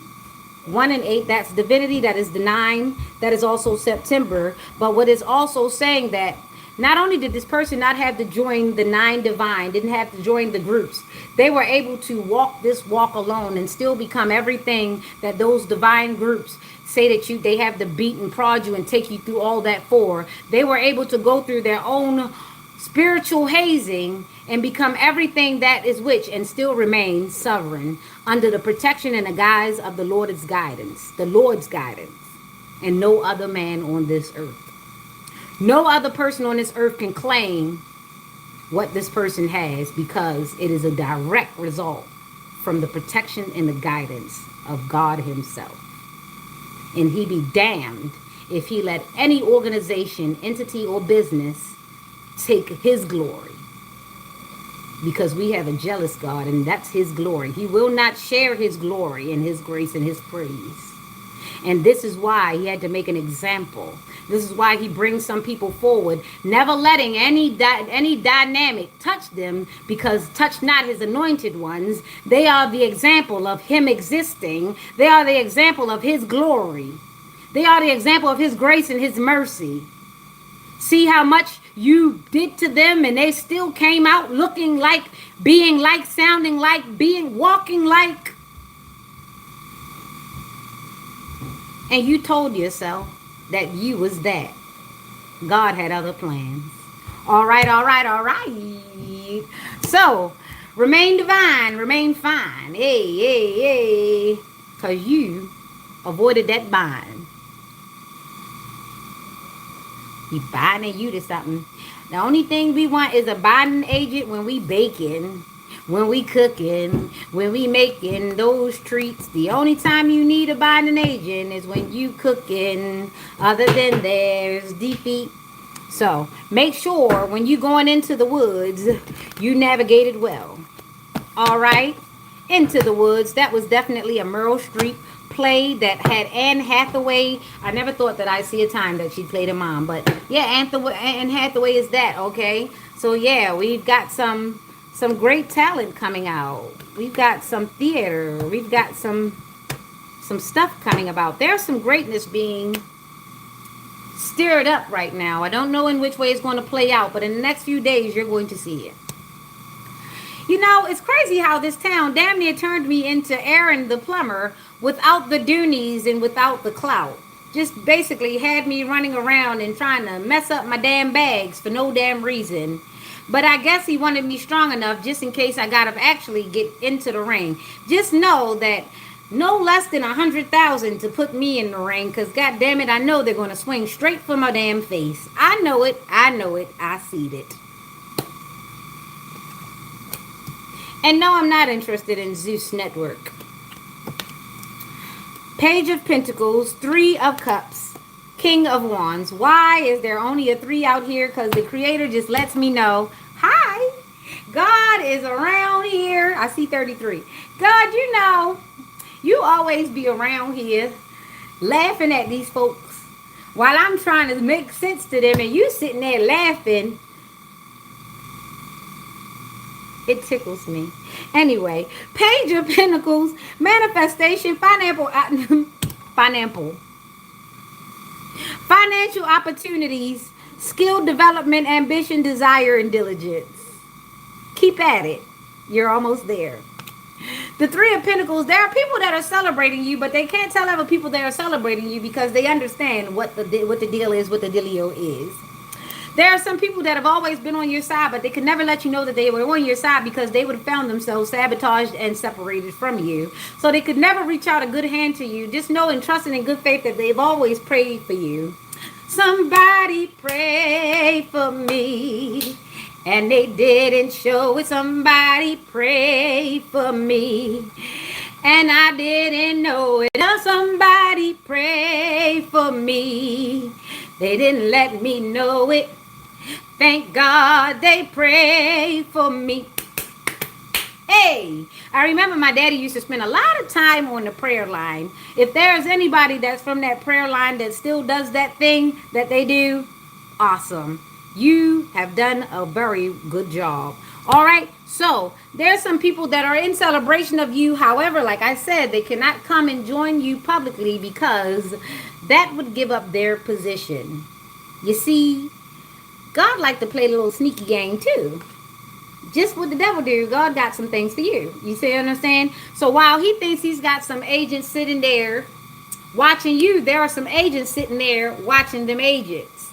And that's how that works. And they can't come to you, they can't say anything to you, but just know that they're sending you great energy and they're around, but they can't take off their cover because it's called cloak and dagger for a reason.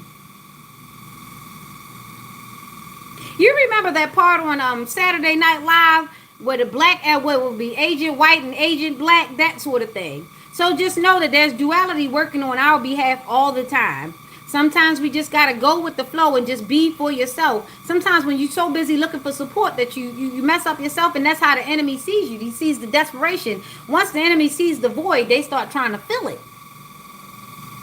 And this is why you got to start walking with the fullness of yourself, the fullness of your blessing. So that so the enemy doesn't see an emptiness in you that they need to come and occupy. Just know that there's support there. You may not see it. They may not come. They might not come shake your hand. But sometimes that's for your best positioning. Because if they were ever to see your whole crew, they would attack your whole crew. You don't need them to know what the weapons look like. They just need to know that there's a weapon there. Really. So you be careful out there. Stay woke. They be creeping. All right. You are a natural leader, a visionary, an entrepreneur, big picture leader, overcoming challenges, mature, and you are career focused. They know about that. They know about your potential. And this is why some people have to protect you from away from you, because if they're too close to the throne, the people will get close to it. So they had to take the battles off field. Sometimes they got to go outside the building and fight in front so that nobody gets inside and gains access. So you don't go looking for your support, and your support won't go looking for you. Just know that you guys have the same mind. Blind faith. You gotta have faith. I gotta have faith for faith for faith. I gotta have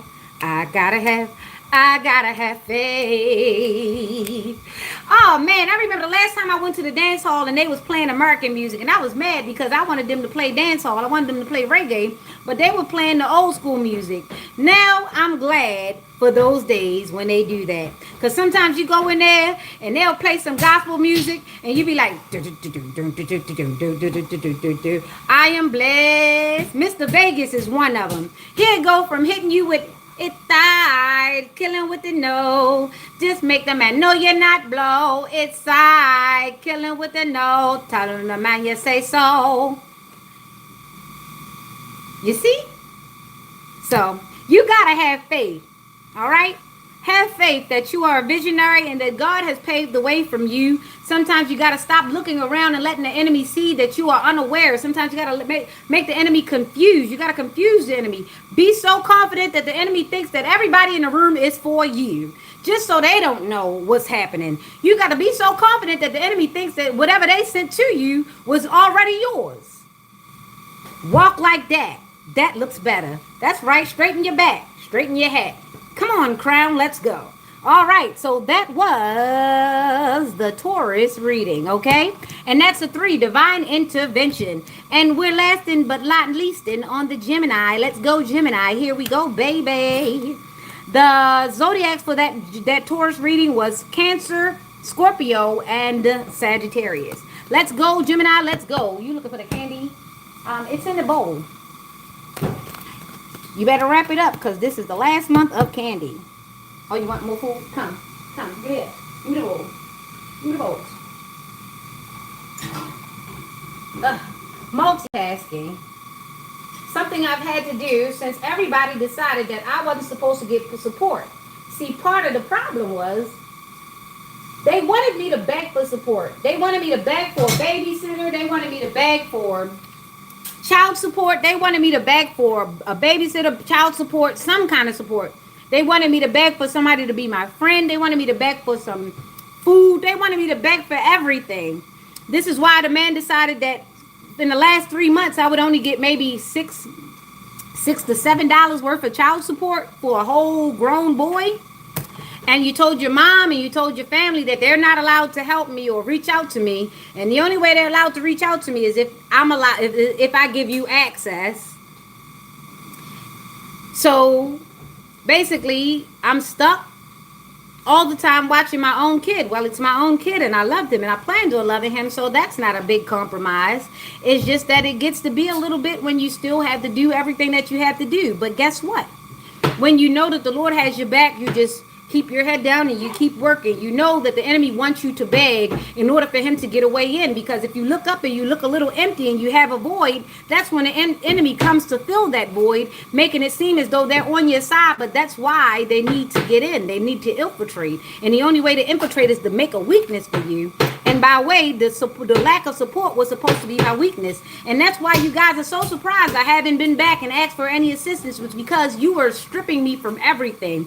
You wanted me to have no food, no money, no house, no nothing, because you needed me so desperate that I would give you access to everything, because once I caught on to anything, I put out your biggest mole. I separated myself from the one person who gave you access to everything, even my underwears. And that was so disrespectful. That was so nasty. That was just so trifling. That was just so,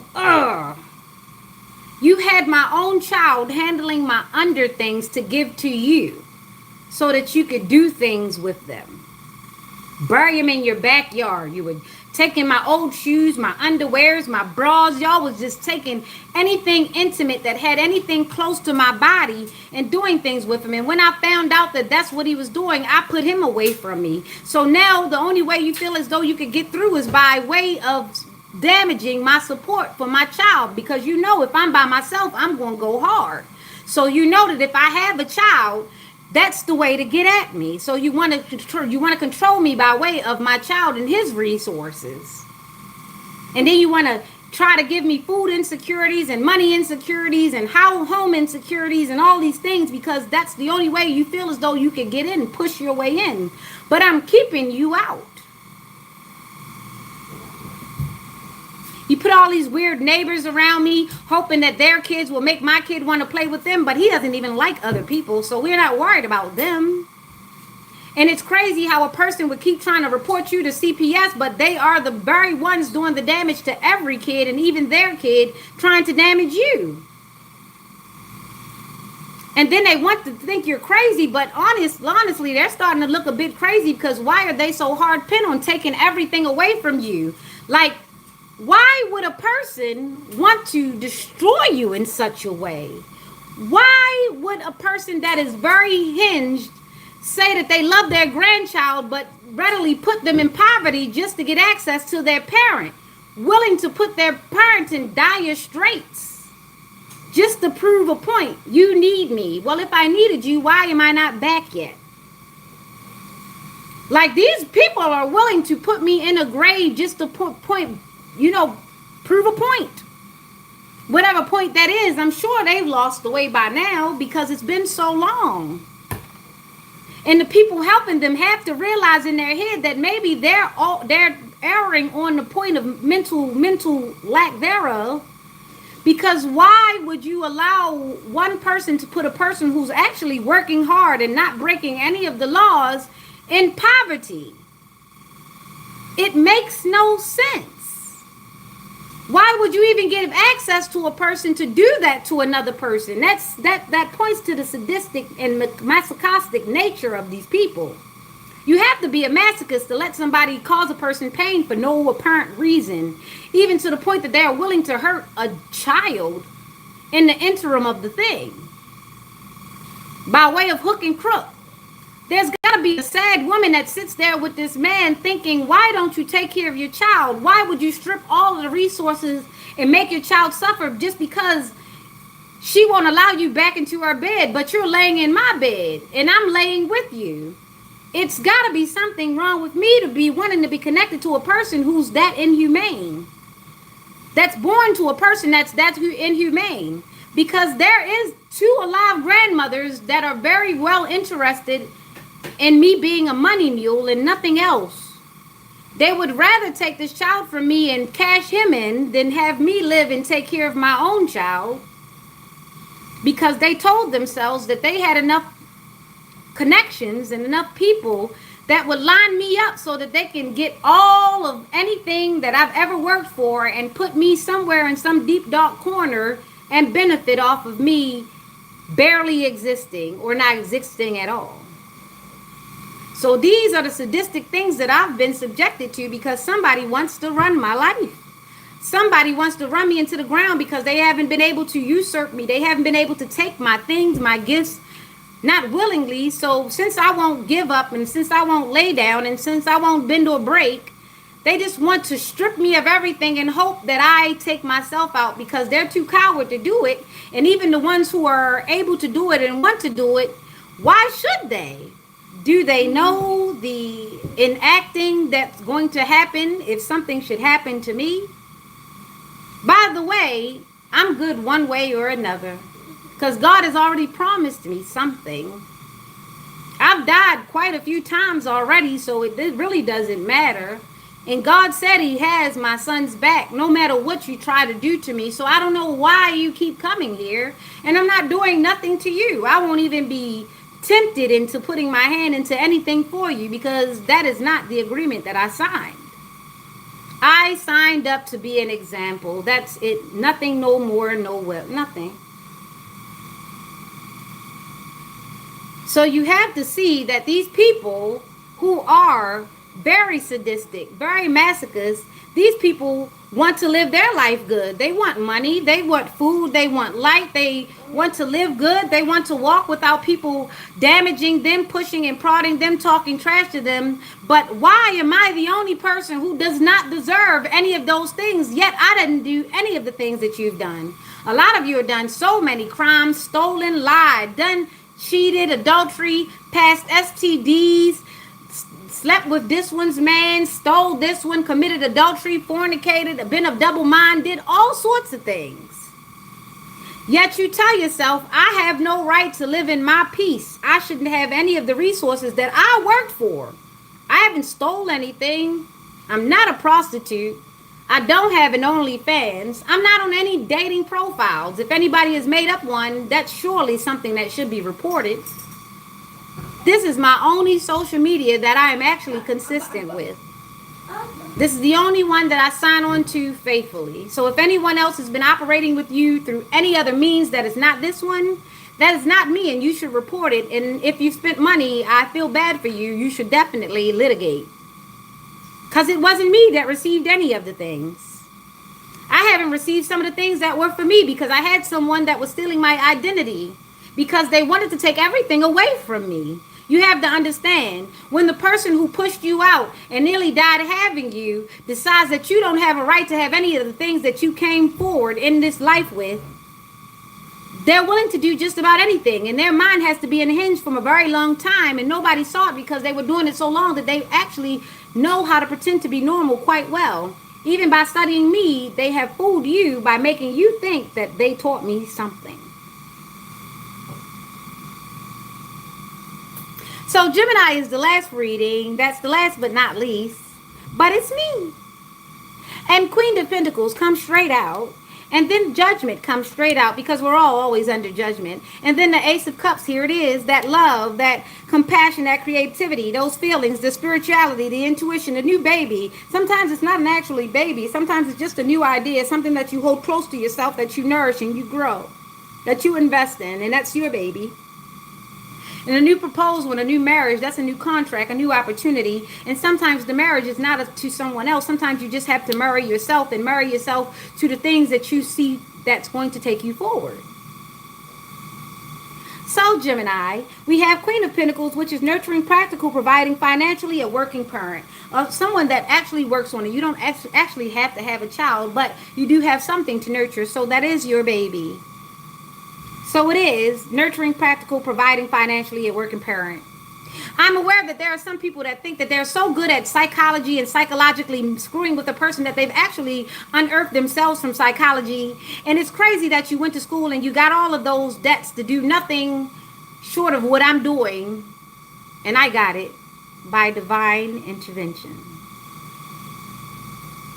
So I'm glad that you try to do these gaslighting things. I love it that you come up with these very not so clever names that mean that you're just up my ass and I'm not up yours. So maybe I am an honorary doctor and I've done surgery to you. Surely I've sliced through whatever personality you thought was prominent to me, and you thought that it would trip me up because of whatever somebody told you, but they told you a bunch of lies. They told you a bunch of things to make you feel good in your own ego. And now that you've come full fit into your ego, which might be the belt size of equator, because surely glutton and greed is surely set upon your shoulders. By way of which way of thinking that you were going to mind F me out of anything that was already purported for me. My dear, my dear, my dear, my dear nasty carnal, my dear. With all your robes and your garbs and your secret meetings and your candles and your rituals and your altars and your constituents and people that follow you who say, oh, great one, I'm going to kiss at your feet and what? Lay contribution to your satanic altars. You know, your heart is being judged just as well as mine. And what's so crazy is you had so many people follow you to whatever the thing you call a church. That isn't a church. It's just a worship place that you go and you desecrate an altar with all of your things, and you tell yourself that these are ways by which of biblical teachings. Only you call all sorts of things that are big books with a lot of knowledge in them Bibles. I do know how you do that. This is how you hide a lot of the things in front of people's faces, because you use words that bring people into comfort, but the deeds, it's the deeds that they need to pay attention to. So thank you for coming up with another clever name that just means that you're not that bright. So as we all pass under judgment, judgment, rebirth, inner calling, a new phase, absolution, reckoning, awakening, redemption, forgiveness, and mercy, I have mercy upon you, because that's what God told me to do right now in this moment. Because I usually say, God has mercy, not me. But in this moment, I'll give you the mercy of calling yourself whatever, naming your names, coming up with your games, saying words, using words, saying different things in the chat, trying to throw hexes in your speech and your talk and whatever you type, having those severe intentions, which means that you've been untethered from your own reality, which means that you've been mounted. And I understand that you've been mounted, and you think that that makes you great because you've opened your vessel up to be taken a part of and to be consumed by whatever it is. You've been mounted, and some, they think of it as a great thing. They think of it as a privilege to have been mounted by a demon, and somebody's really walking around with that thing sitting heavy upon their back. And this is why they come here every day, every morning, on the right time with the right markers, making sure that they don't miss a show so they don't miss an opportunity to try it again. But see, you've been cursed to be doing this on a repetitive cycle, just like the recycling thing goes, one to another, and it's three, and it goes around, circling, cycling back again.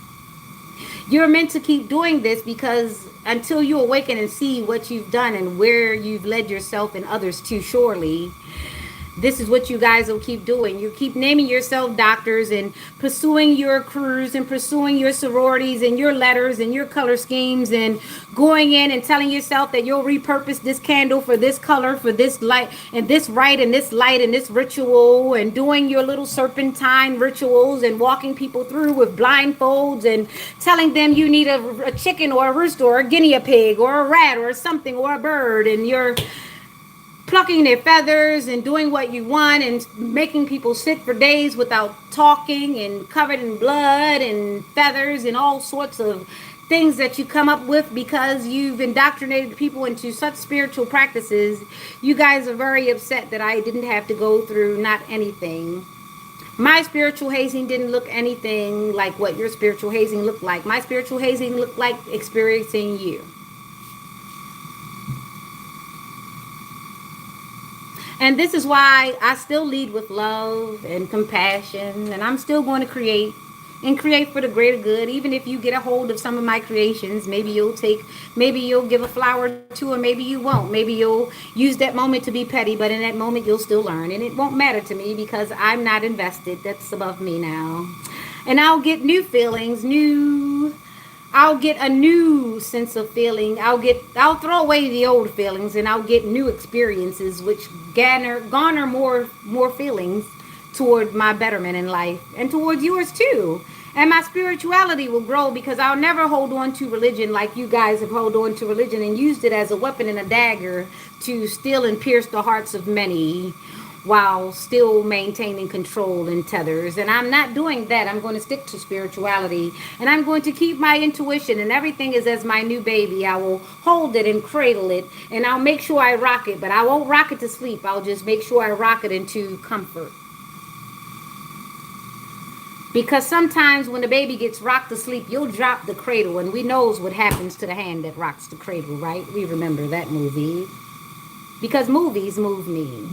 And then you'll get new proposals, and you'll have to use your discernment, and you'll be happy with knowing who was bad and who was good, and you'll be all right with that. Because you got a chance to pass another test and be closer yet again to the Lord. And then marriage will happen, and once you finally get to the marriage, you'll make sure that your husband is good, and you'll make sure that you're able to discern whether or not when your husband becomes a bad husband or when your wife becomes a bad wife, because you know about the quarrelsome, and you know about the confusion, and you know about the double-minded things. So in that you'll also be tested too, and then you'll use your discernment, and then you'll clap again, and then you'll be even closer to the Lord, because now you've ascended to the part where you and your Lord are actively working together to keep your relationship, and then your partner in the Lord are working actively to keep together the relationship, and then you understand that the only third party that was ever supposed to be involved in any of your relationships was just the Lord. Not your mother, not your sister, not your co-workers, not your family, not even your kid. It's the Lord that you have to go to in any situation. So never be triangulated by men that are here on this earth. When it comes to you and your kid, you go to the Lord. When it comes to you and your husband, you go to the Lord. When it comes to you and your family, you go to the Lord. That is the only effective third party that will give you the best advice. Okay? So this has been the Gemini reading. Remember to go to the Lord and not me. I'm still figuring it out. So we have a 20 and a 1. And what does that do? That puts us back with the Creator. I told you he was going to be all over this because he likes being involved. Because how dare you give the glory to Minerva? How dare you give the glory to the Boule? How dare you give the glory to the institution? How dare you give the glory to things on this earth when the glory is to be given to the Lord? Praise him day, morning, and night. Praise him when you are wrong or right. Praise him when you are in a deficit, and praise him when you are in an overflow, because all of these things come by way of the Lord. He is the ultimate third party. He is the party. He is the Alpha and Omega. He is the way and the truth. And this is the way I got led to these tarot cards, because he had to show me the way in which they were trying to take me down into the pits of Sheol. When they say he will show you, he shows you and vividly. And then he gives you steps to take, and you take them. But good God Almighty, he had to let me go through everything. I remember all the things that I went through, and I remember all the things that you were going to use against me. And he said, no, that shall not pass. And I loved it. Remember that part when they were going across the bridge, and he was trying to get Frodo across, and they were fighting the demon, and it was going down, and he said it shall not pass, and then he got that demon going, and he fell into the pits, and he took that lash, and he took one last, and he grabbed Gandalf, and Gandalf said, look, run, yeah, I got to go. You go, you keep going, because I got to go down. I got to go make this fight. I got to go down there. Sometimes you really got to trust in what's going on, okay? When you know that the Father has you in his hand, he has you under protection. He had to let me see that he had my back so that I can do this last fight. This last fight was not going to have to be, I couldn't fight it unawares. I couldn't fight it from the bubble. He had to bust the bubble so that I could put my dukes up. He had to get my chin right. He had to give me some footwork. He had to get me ready to get in the ring. And when he finally took my robe off and let me out the corner, it said, ding, ding, ding, fight. And I was ready, and he was like, okay, let's get him. And now that I'm ready, and now that I'm trained up the way that I was supposed to be, yeah, I'm still under protection, but he want me to swing back. And I'm sure you guys never thought I'd swing back. But my swinging ain't the swinging that you thought it was going to be. My swinging is yet more love, yet more creativity, yet more vibration for the world that I'm here for. Because I'm surely not here for you. I'm here to do the Lord's work. Whatever that is, I'm just on assignment. I've been saying that for a long time. My old boss hated that I would say it to you. I say, I know I work here, and I know you're my supervisor, and that's what they tell you. But I work for God. And if God say I ain't got to do this no more, I'm gone. And they were pissed when I actually got up and left, because I'd been telling them for 2 to 3 years that I got that they better hold on, because I ain't coming. I ain't gonna keep coming in here dealing with this. And when it finally hit that God had basically said they had to prove me wrong, because my mother had already been talking to them, telling them that they were going to stop me from doing what my next move was. So it was surprising when they woke up and they got the email that I wasn't coming back, and there was no 2-week notice.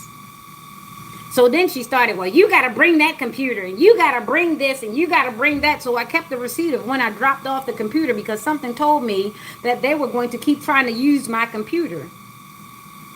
Even after I dropped it off, and they were going to try to blame me for something. Because when you start seeing people cook up things for you, you got to understand how things roll. So I kept all those receipts of when I left, the day I dropped off my computer and my property, and I made sure they got all those things back because they were going to try to find a way to criminalize me. And I also knew that too because they had been trying to criminalize me ever since I kept getting locked up for the same exact thing because somebody kept trying to run the same paperwork through the paper until I actually looked at them and say, I'm going to sue you for wrongful arrest because why you keep trying to lock me up for one thing, the same thing over and over again. And that's when they started trying to make new things. And that's when they started planning people in my life to make new charges. And that's when I said, yeah, they're really trying to get me up out of here by hook or crook or any way. I didn't want to be Sandy. I didn't want to be Corinne. I didn't want to be the little boy who they killed for Skittles. I didn't want to be a statistic. So God said, you got to get to work. I've got to bust this bubble. I need to make you know how much they are coming for you. And I need you to be ready to swing when I say swing. So Gemini, keep being your Queen of Pentacles. Keep being in your greatness. Keep keeping your head down and keeping to your assignment because they don't even know why your head down that they are your assignment. It's just that you are too busy absorbing your instructions and your order. So while everybody is under judgment, it's becoming very clear that you are the love that you say you are. You are the creativity that you've always been. It is becoming quite clear to some people who you've been the whole time because they've been blinded by the light. They've been blinded by the Luciferians. They've been blinded by the morning star. They've been blinded by the temptations that everybody has been able to wage in front of their faces. More status, more money, more promotion, more this, more that, more cars. I'll co-sign this for this. You want that house? I'll get you that. This, that, and the third. I'll get you access to all this. You won't have to receive no repercussions for what you're doing because the enemy is that one little person. And I got all these people coming at me. Damn it, Aaron. Damn it, Aaron. Now I know exactly what you're going through, except I'm missing the Doonies, Zeus, and the clout. Trust me, I don't want any of it. I just want my health and my abundance, and I just want to be on my way by the byways. But I've got things to do. So, last but not least is Gemini, which is the 20 and the 1, which is the 3. Yeah, there's some people that are so mad with me because they needed me not to be who I am and who I said I am to be. That is Shakespeare.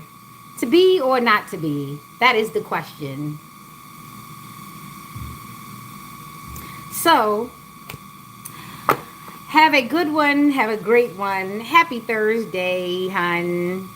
Thank you for your subscriptions. Thank you for your likes and your subscribes. I shall see you on the next time. This has been Nyx.